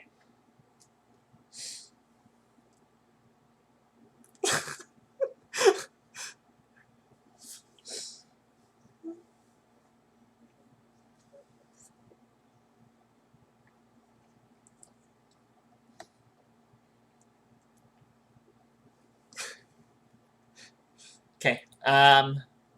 Tenzin.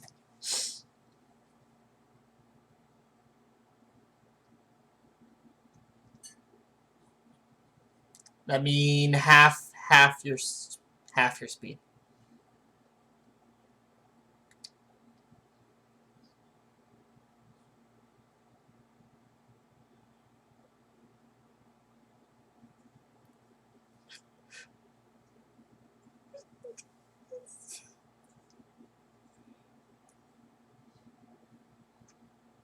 Do you not have the water running yet?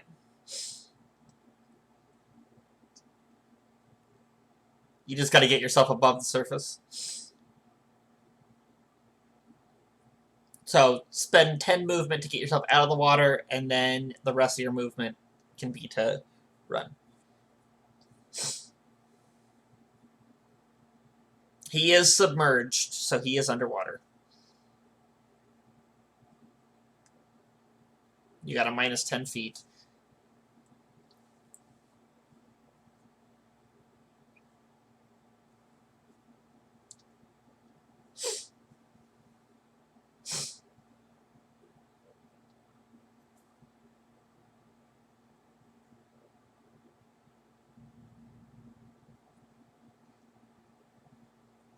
Roll a perception.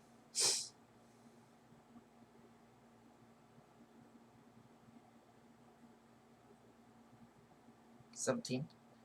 You think you see him.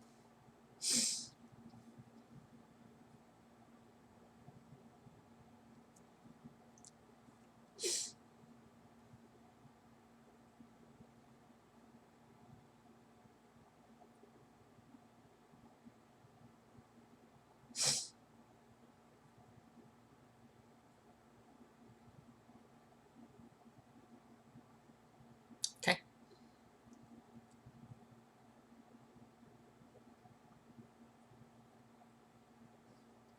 Okay. I need you to make one athletics check to dive and get down and grab him. That's all I need.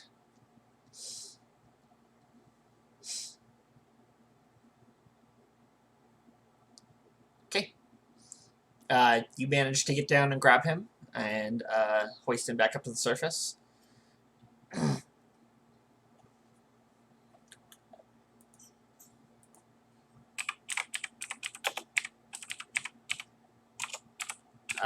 He doesn't respond. Thorgrim.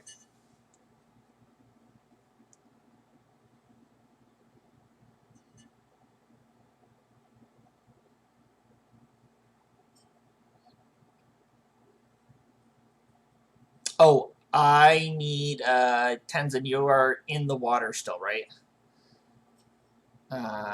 Oh, you rolled your athletics. I will let you maintain your position. Sorry, I just forgot I had you do that.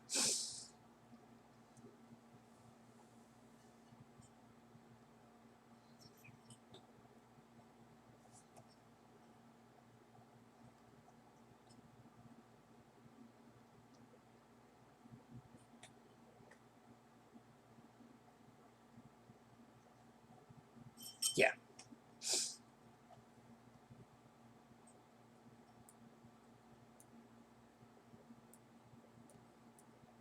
Okay. Let's see.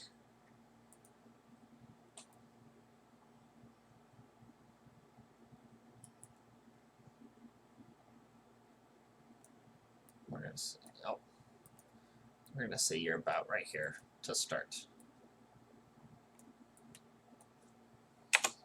If you want to set the horses to a gallop, it's got to get the wagon moving.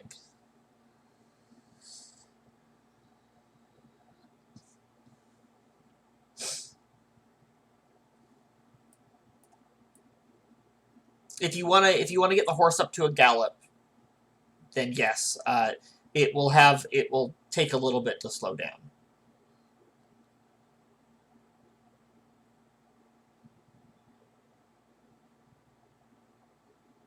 Probably a little past, yes. It'll probably end up about here on your next turn. On your next turn, because you'll get to about here and you begin to slow down, and then it'll stop on your next at the start of your next turn, basically.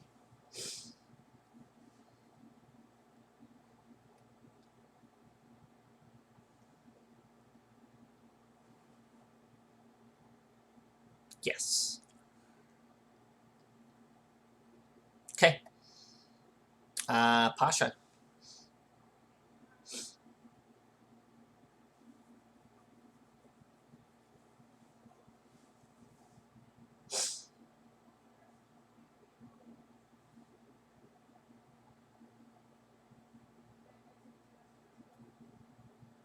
Your rope is 50 feet, so it would get you down to the water.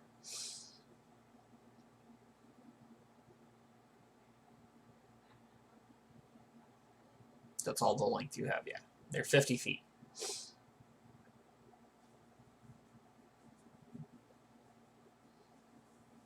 You do see that Tenzin does have him.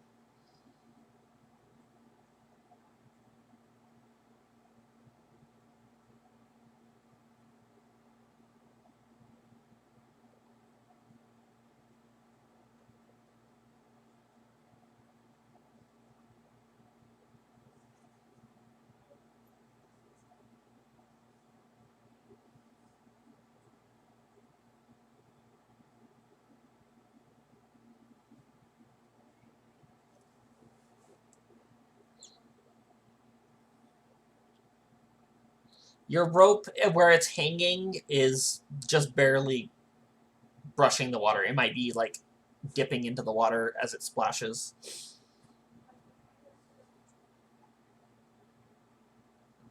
Yes.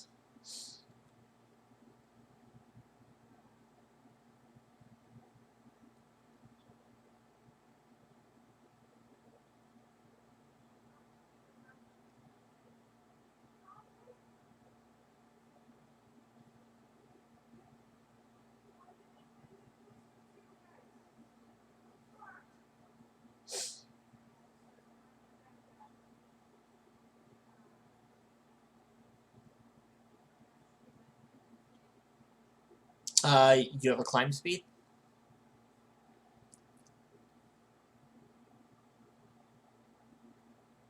It would be with your speed.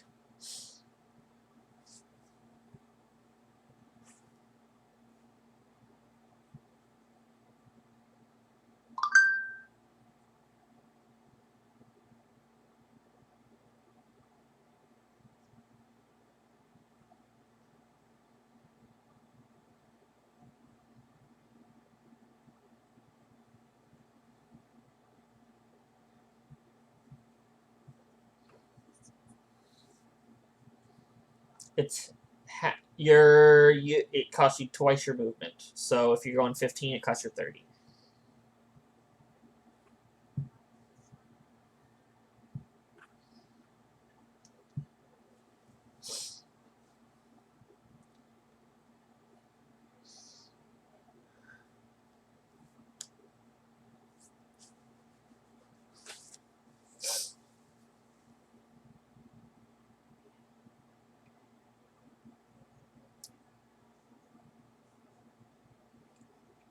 It depends. The rapids are pretty heavy, but if Tenzin's a strong swimmer, then it should be fine. It does head down the mountains.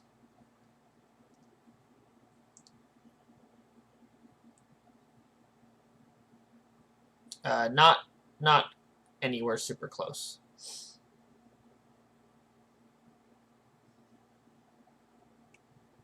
But it is a very dangerous rapids because of all the rocks.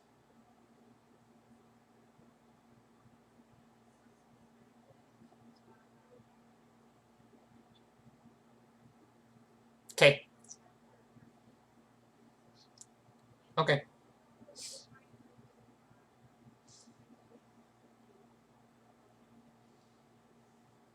Okay.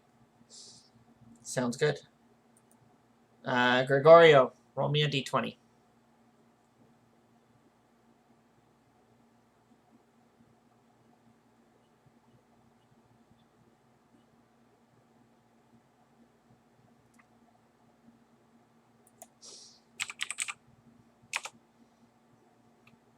Okay. You cough and wake up.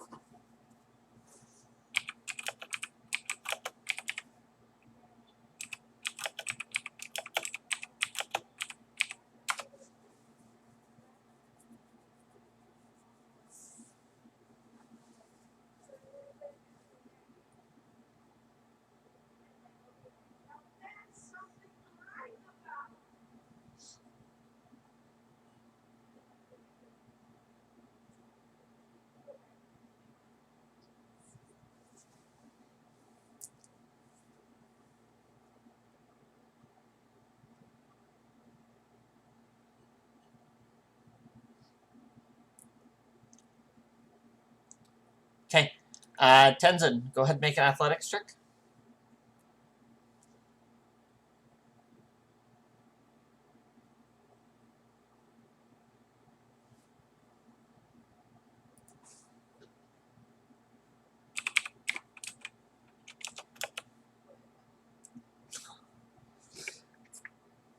Okay.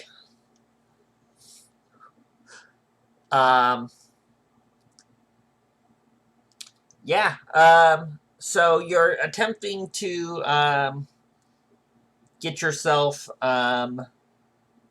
over to a place where you can get to the wall when all of a sudden the water laps up and pushes you under, and your foot catches one of the rocks, and both you and Gregorio go tumbling under the water.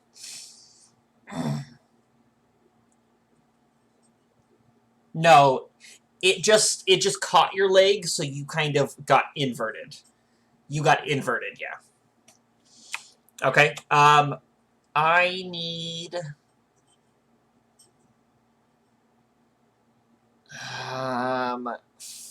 4d20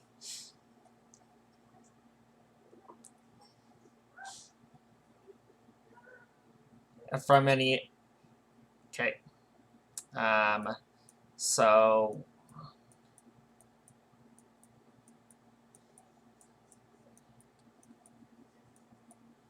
right there.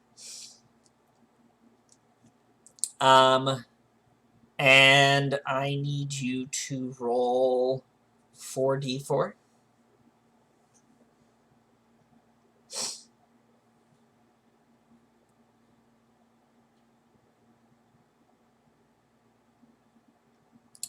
And I need 3d6.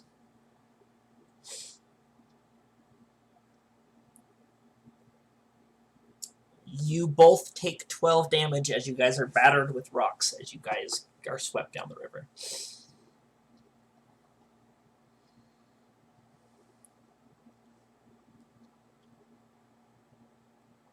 12.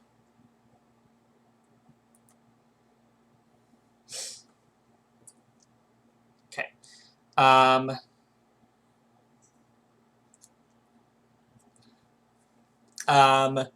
You are not able to see him right at this moment. Thorgrim.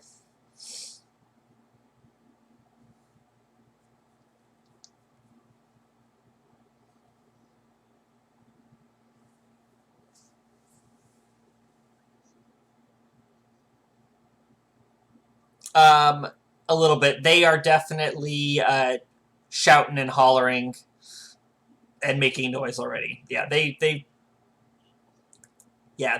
are aware. They just can't do anything from their posts other than yell.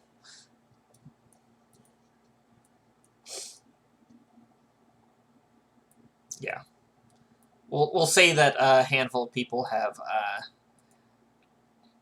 come out and are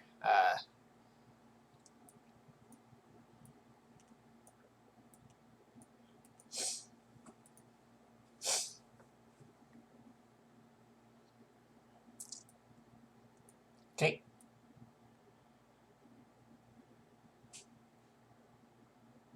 Okay.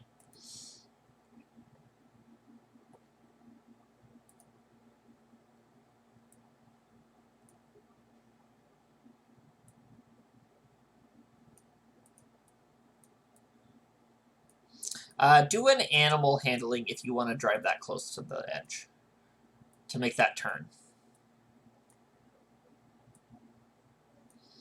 8.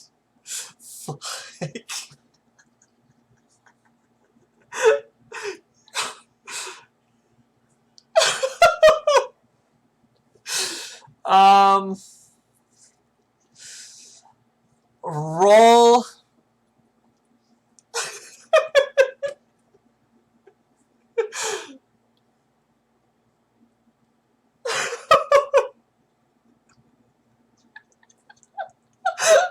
Oh my god. Roll an athletics, Torgrim.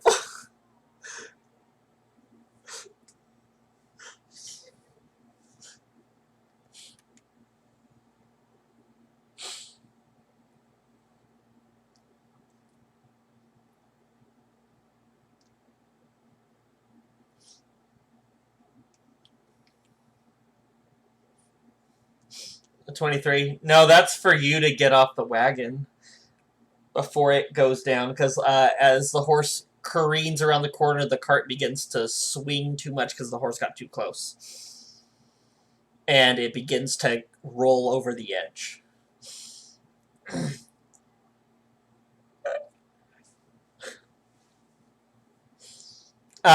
So the horse is trying to not go off the edge. So I will have the horse do a roll on its turn, but the cart is dangling, and Thorgrim would jump off the cart? Yes.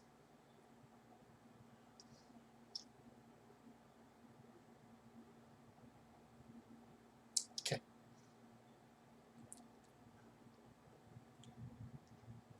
Yes, that was your movement.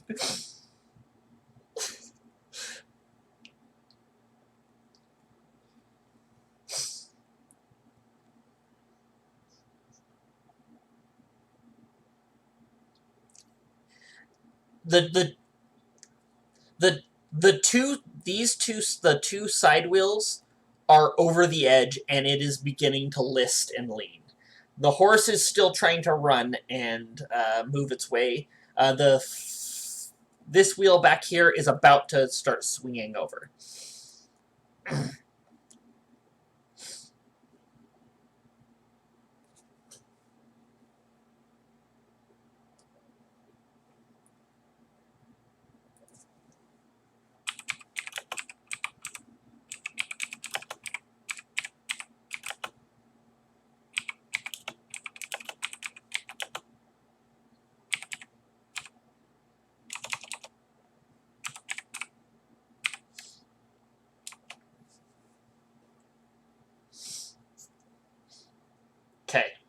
So you're attempting to do stone shape?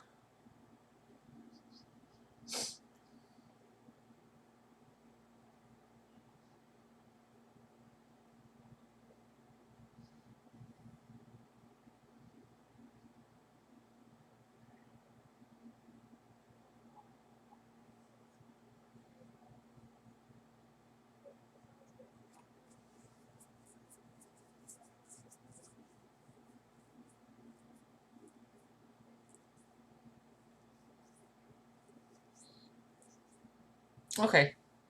Okay.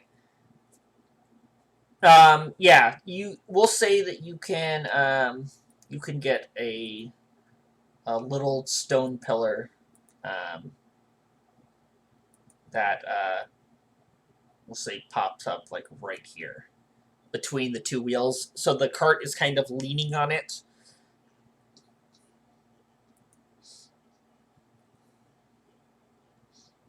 Mm-hmm. You'll definitely need extra bodies to get it out of that position, but it's the pillar is between the two wheels, so it's wedged. Okay.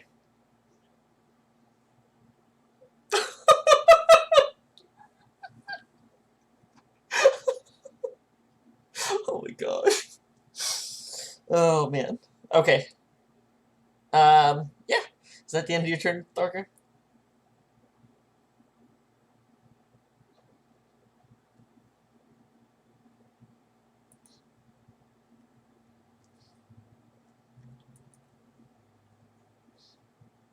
I did not expect to spend 30 minutes to an hour on this.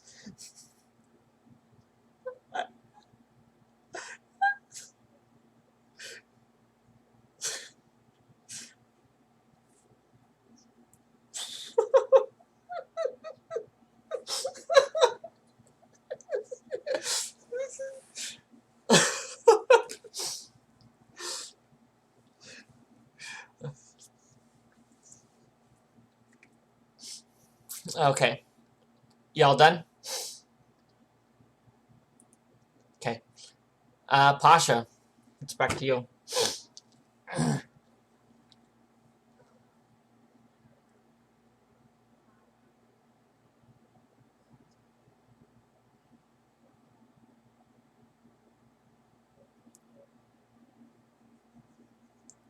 Mm-hmm.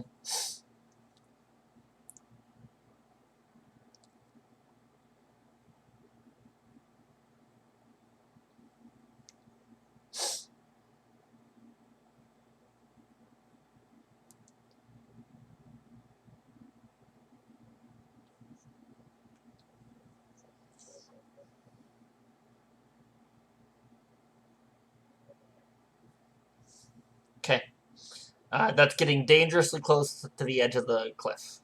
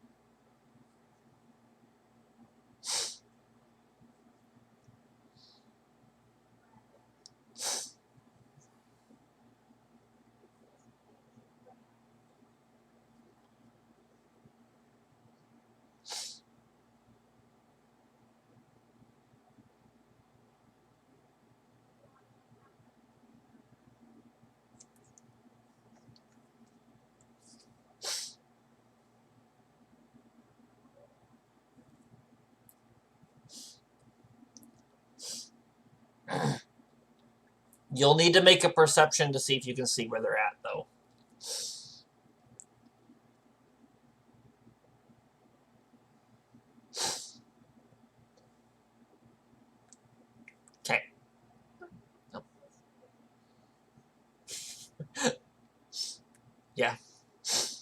So, yeah.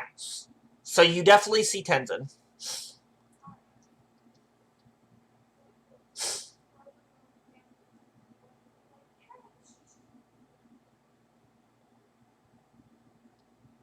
With the rod attached? Are you throwing the rod? Because it's 50 feet and your rope's only 50 feet. And because they're out in the river, the rope's not going to reach them.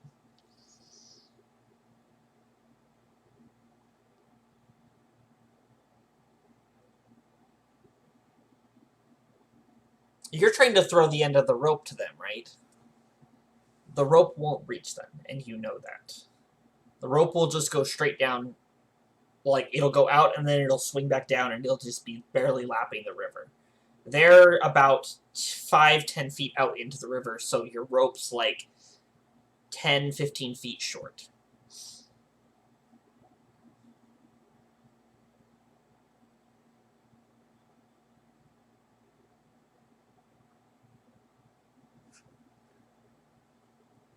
I'm just telling you that because your character is a survivalist, and you would know that your rope, after what's been happening, where you've been reaching the rope down and trying to rappel down, you would know that your rope is not long enough to reach them unless they can get to the side that you are on. So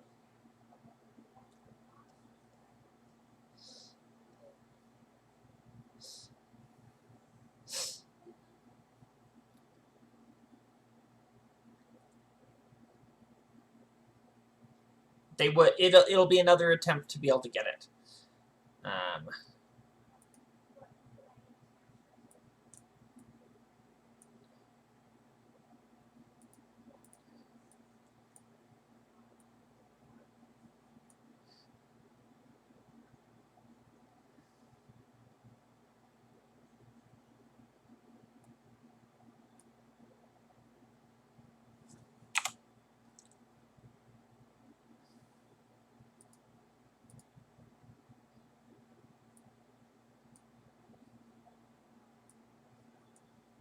so basically, your guys' ropes right now are dangling there and right there.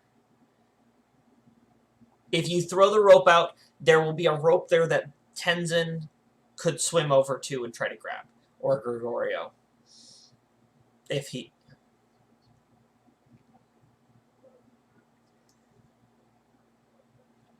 If you sink the immovable rod and use it as an anchor, the rope can dangle down and just touch the surface of the water right against the cliff face. So it can be a possible thing that Tenzin can grab if he can recover. No. Just sink the rod where you're at, because I understand what you're doing now.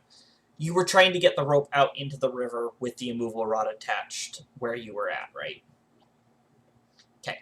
The rope would swing out, and then it would go down, and it would just be along the wall. So it's there so Tenzin can grab it. Yes. So, yes. So that's what you're doing. You're getting the rope down there for them. Okay. Would you like to do anything else? I don't think you have anything else you can do, all right? Okay.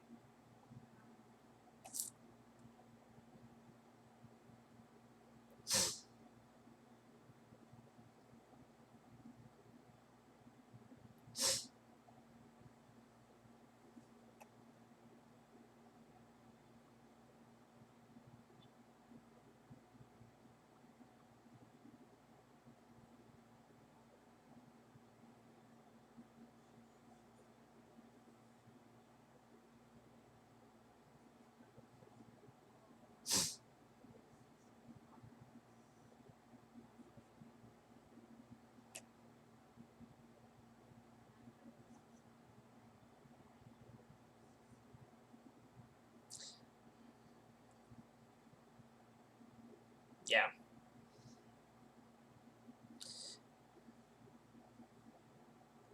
Yeah, that's very much down to luck right now.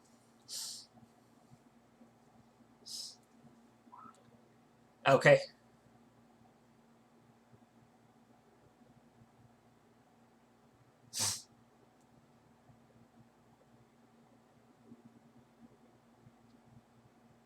Okay. Gregorio, roll 2d20.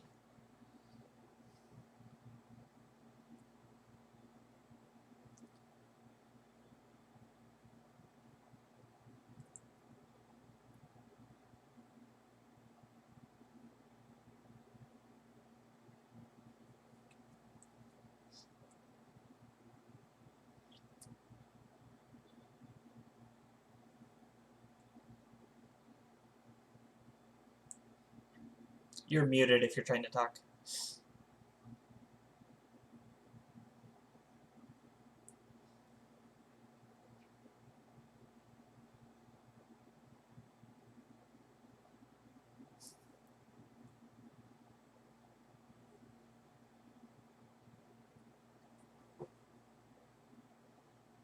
So 15 and a 2. Oh, that is wrong.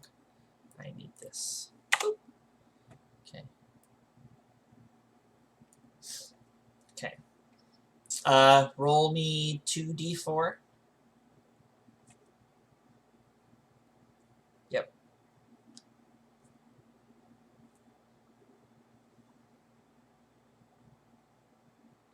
Okay. And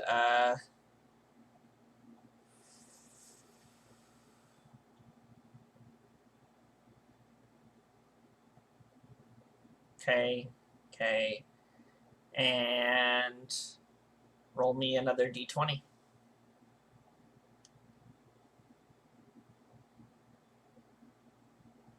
Okay.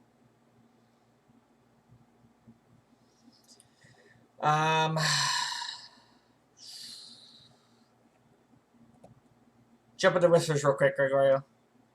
I need a question real quick.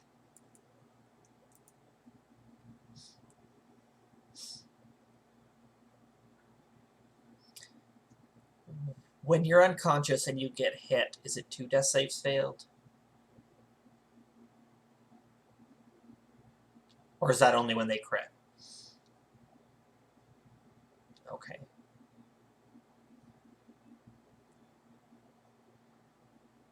I think, yeah.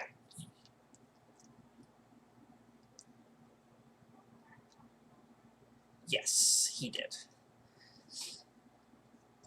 Okay. Okay.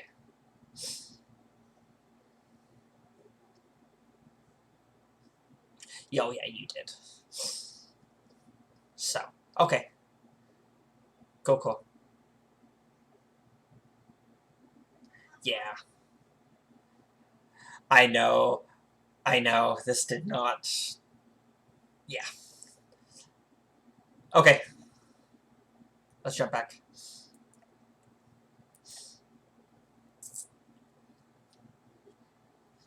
Okay. We heard murder hobo.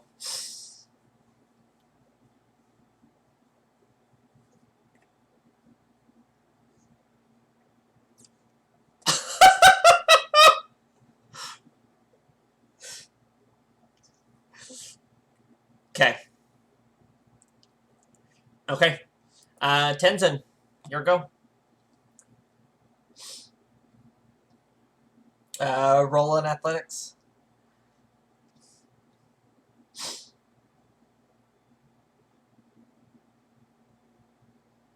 Okay. You managed to just recover. You bring your head above the water and you can see that Pasha's up on one side and you see the butt of the cart hanging off the other. And you see a rope hanging from both. Roll a perception. At disadvantage. 13. You've lost sight of him.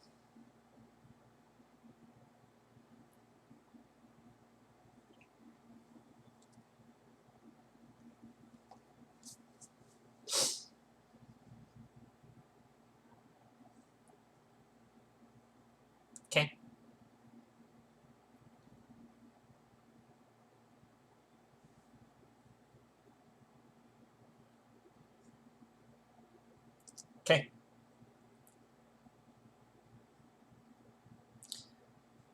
Okay. Um,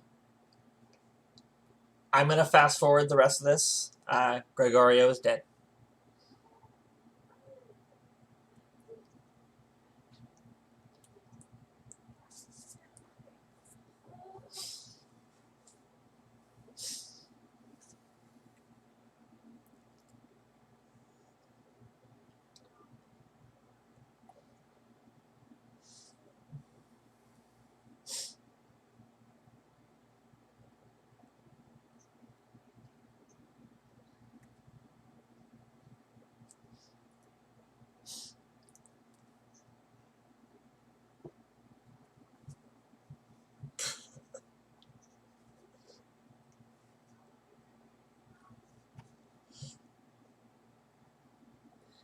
Yeah, Gregorio's his body's not really in the best of shape.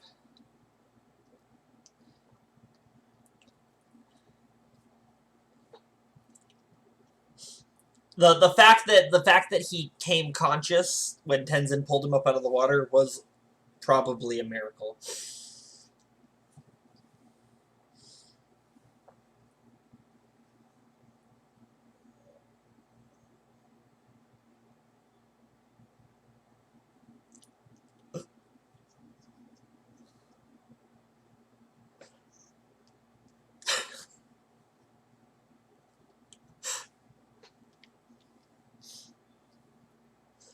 Uh,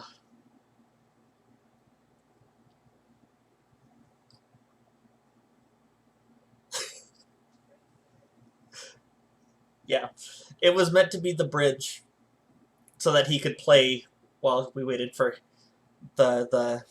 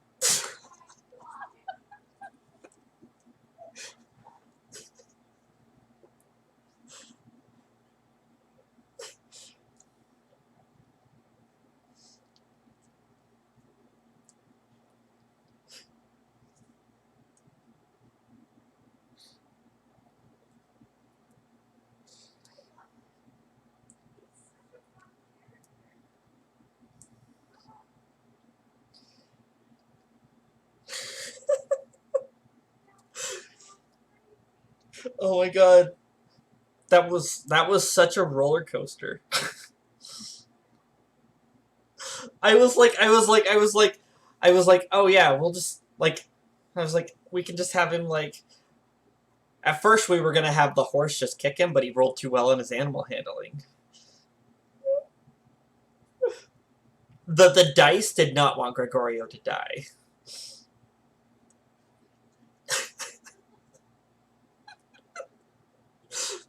I was like, I'm not gonna fudge the dice. I'm gonna let the dice tell the story.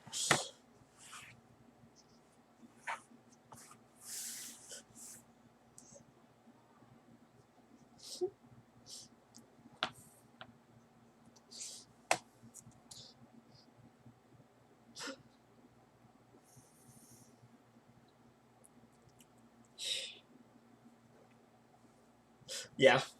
What did he have? 6 in it, like everything.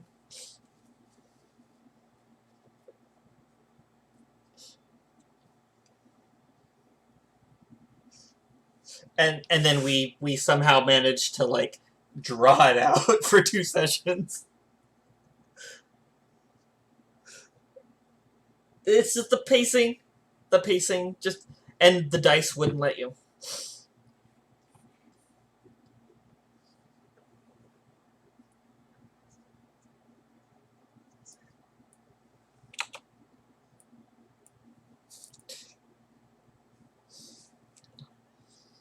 Okay, so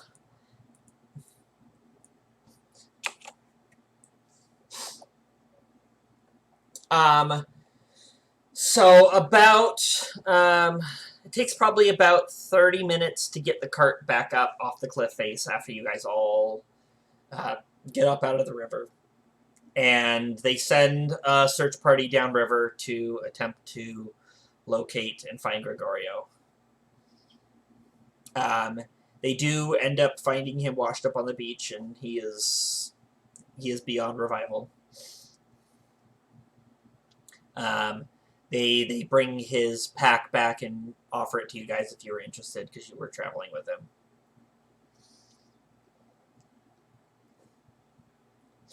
Okay. What was in his pack? Oh no, his pack would have been in the wagon, right? Never mind, it wouldn't have been on him. So yeah, no. So the pack's in the wagon, so his book's in the wagon. So you guys can keep his book.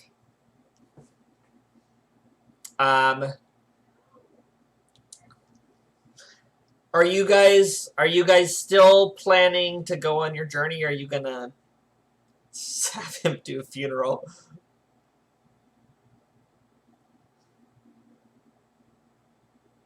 Staying for a day or two?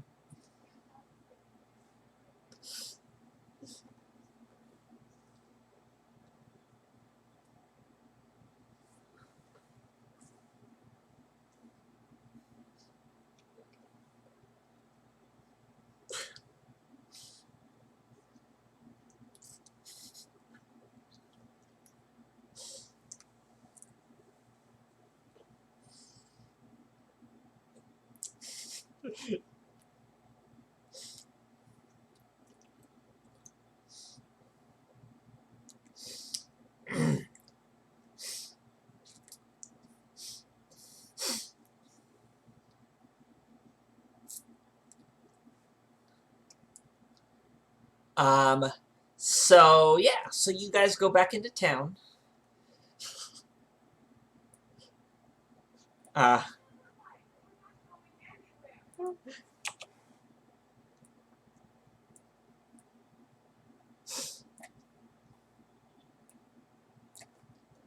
okay. Um,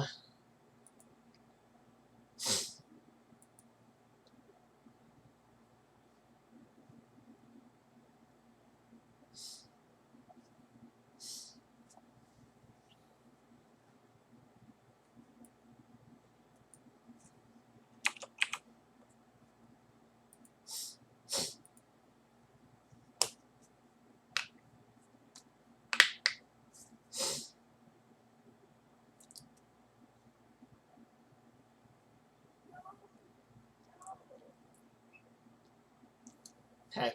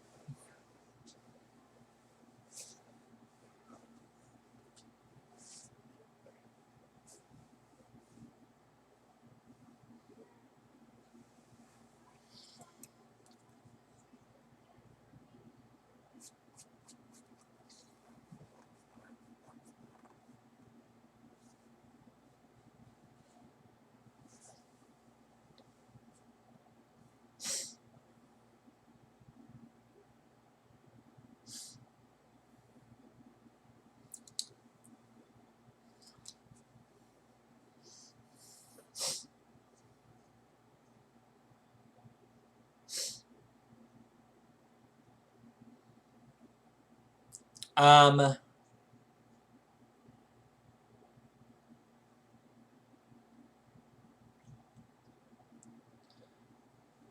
why don't we have all of you and Baston roll me a perception check?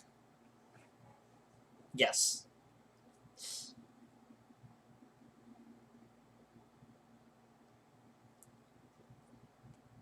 Why do you have advantage? Oh, okay.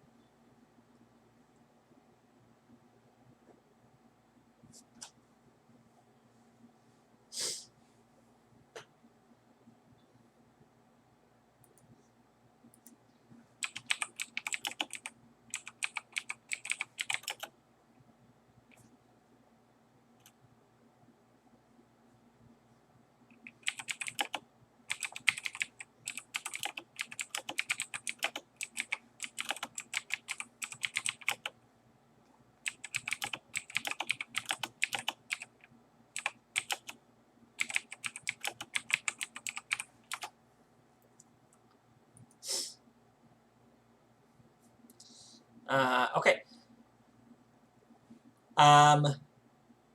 Tenzin, you guys managed to get the cart back up onto the cliff face, and you're all rummaging around inside, putting things back, when you kick something under one of the benches, and it makes a kind of like a clinking sound.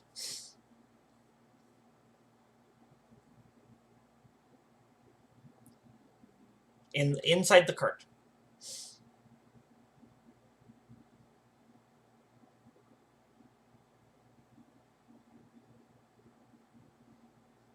You squat down and you look under as you feel around when your hand grasps something and you pull it up, and it's the earth shard.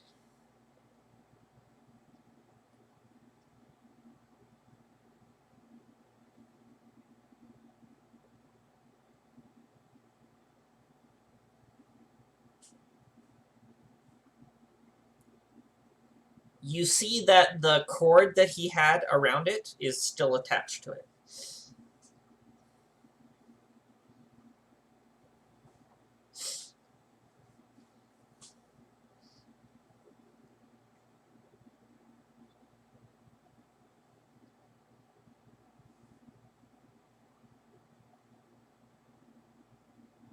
You could use it.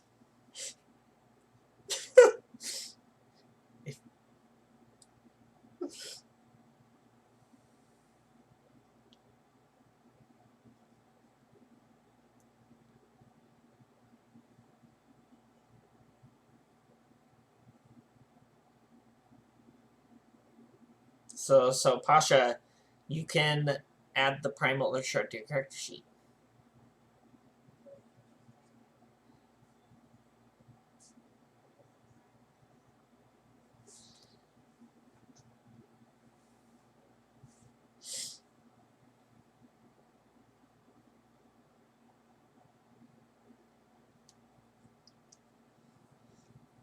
Okay. Okay. The primal earth shard. If you search it, it should pop up.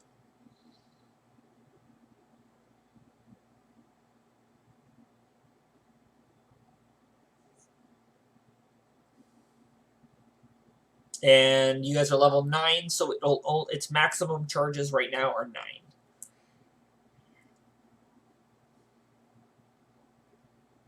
So you'll just have to keep track of that.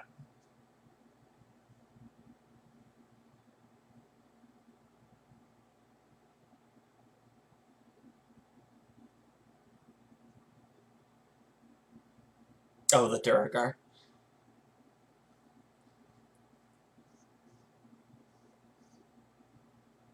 It was 6, yeah. But it was great.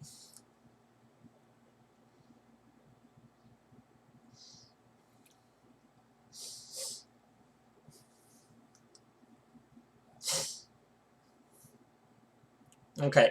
So you guys take a couple days after the accident, and you guys spend some time in town, just relaxing and cooling off. Um, Smithing, probably. Oh, ceremony. Yeah, no, that could be done.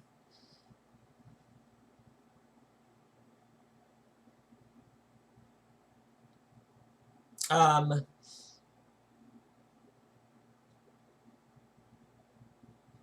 they they would put him one.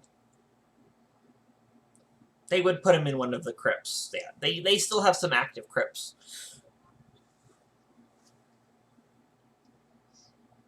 If if you guys wanted to, you could have him entombed in there.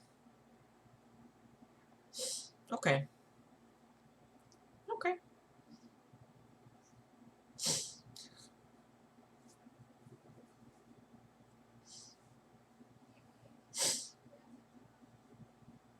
Okay.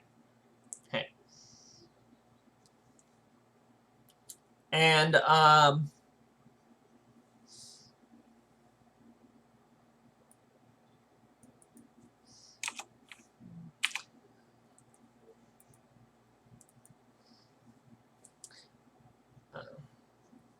So, you guys are chilling around your tavern, just relaxing, enjoying some quiet before you officially open. Waiting for the rest, basically the rest of your hirees to show up. When all of a sudden you hear a horn from the city blow.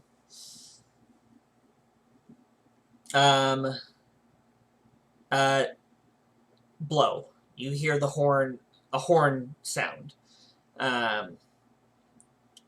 You guys probably come up out of your sanctuary, your tavern, and you see people hurriedly running away from the gateward. Running like deeper into the city. And you see guards heading the opposite direction. As you begin moving that way, you hear a second horn sound. And within a minute, you see tons of people that you all recognize as denizens and regulars of the gate ward, all funneling into the city at high speed. They're all sprinting and running, fear on their faces. As you begin to hear the clashing of steel and swords and weapons.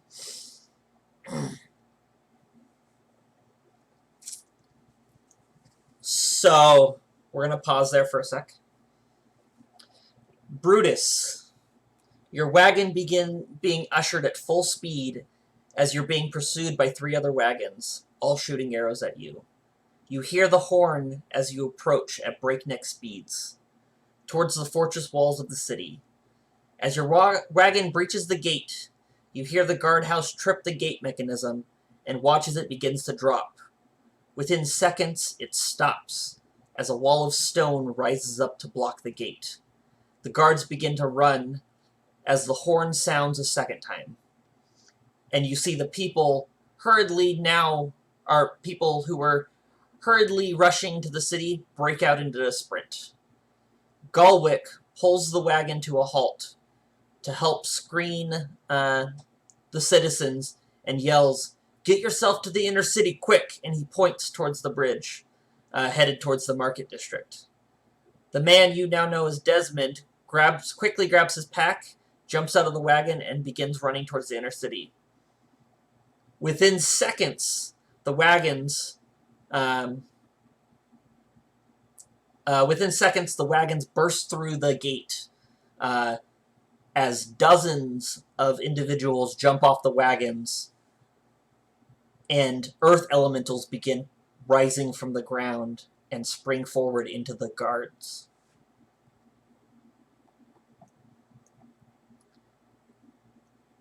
The guards, you slowly move back across the bridge, keeping an eye as the guards usher you further and further back across the bridge, fighting what appears to be cultists and elementals. As everyone finally crosses the bridge, they drop the gate. At this point, you 3 would probably have rounded the corner and are near the entrance to the market district. Up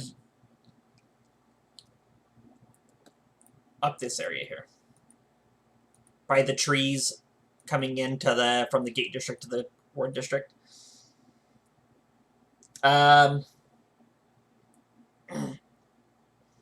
You see the guard captain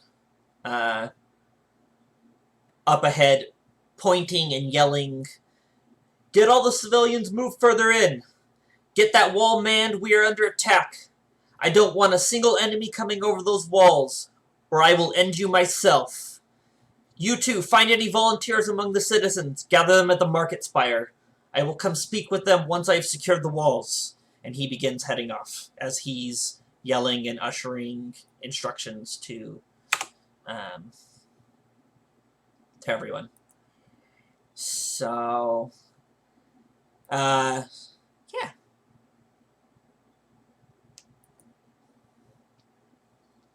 He said the market spire as the guards move up to you. It was like, well, you're still volunteers. That's this building here.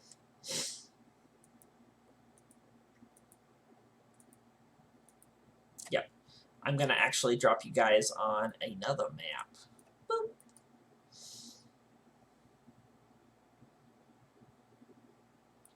That is not the one I dropped you on.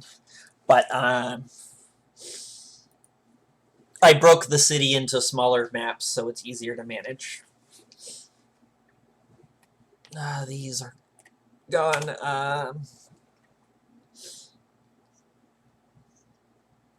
They have seen you in the crowd, but if you would like to, you overheard the guard captain yelling that as well, so I assume you would probably. Okay. Also, Desmond, which is right here. Look, it's Desmond. Look, it's Desmond. No. He was in the wagon with Brutus and Galwick.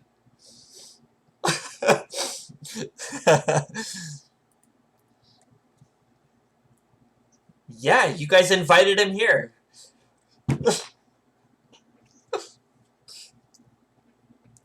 He heads into town. You guys don't actually know what Desmond looks like because you've never actually met him, so you don't notice that. But you as players know that that's. Shh.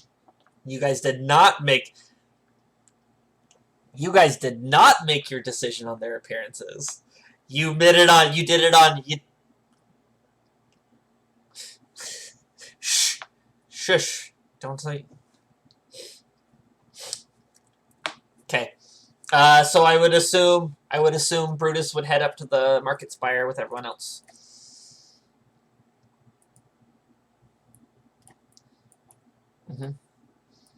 So I'll shift Z too. So you all watch as majority of the citizens are funneled off to the side.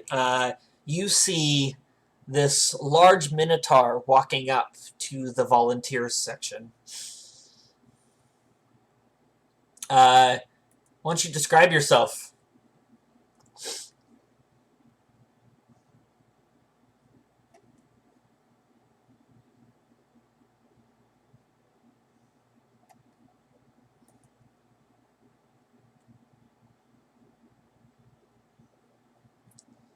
I know you have the hammer and the belt.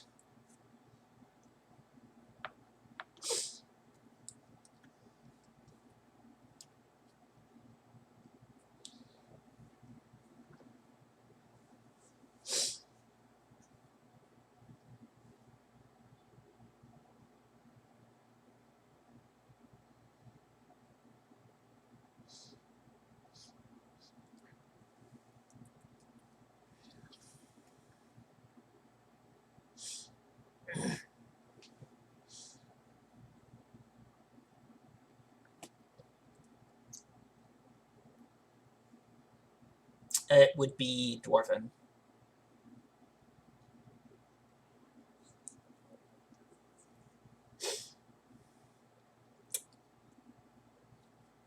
It doesn't. It's not necessarily something you could read. It's Thorgrim would 100% recognize this item. He would actually recognize the hammer too.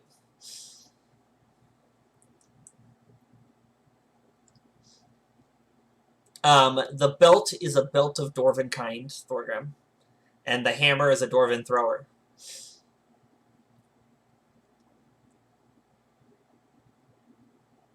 Did you do an edit? Oh yeah, you put the mustache on it, right? Yeah. Is it in your this image here? Oh no, it's not on your token. It's not on your token.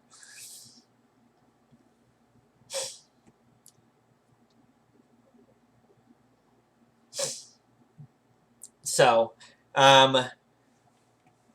we will.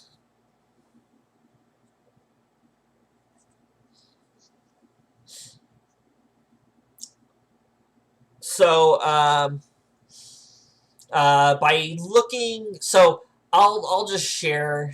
You guys already kind of saw it, so I'll just kind of show it to you a little bit what the gate ward looked like as all this was happening during that description.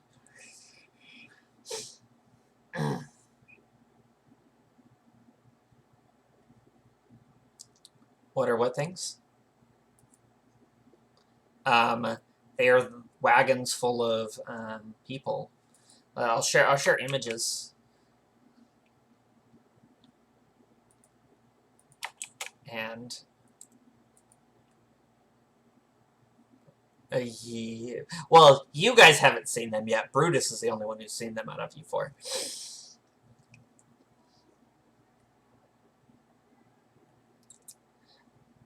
Oh yeah, I switched the map over. So yeah, so like there's an army marching through the gate right now.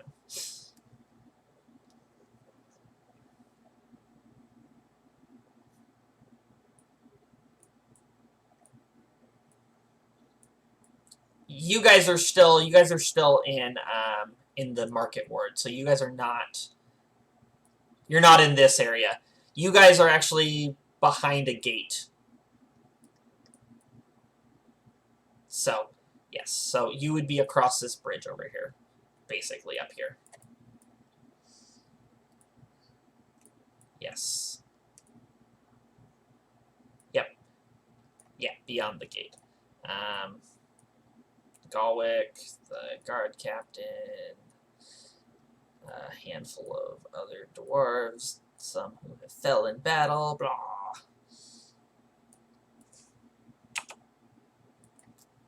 Okay, with your new image. Oh, I see it.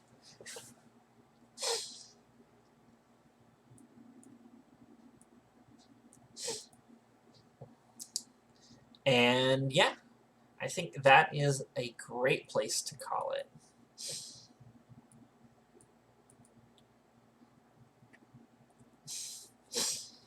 So yeah, so you guys, so a group of townsfolk who are fighters, like the adventurers and people who go out and do stuff that are not part of the city guard, all begin to gather. Yes. Yep. Yep. So they all begin to gather around the market spire as the guards are beginning, as the guards that got sent on the task of finding volunteers and telling them where to go, ushering the rest of the citizens deeper into the city, and so forth and so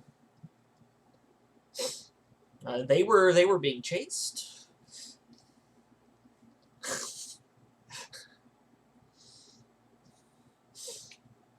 And we will continue this next time.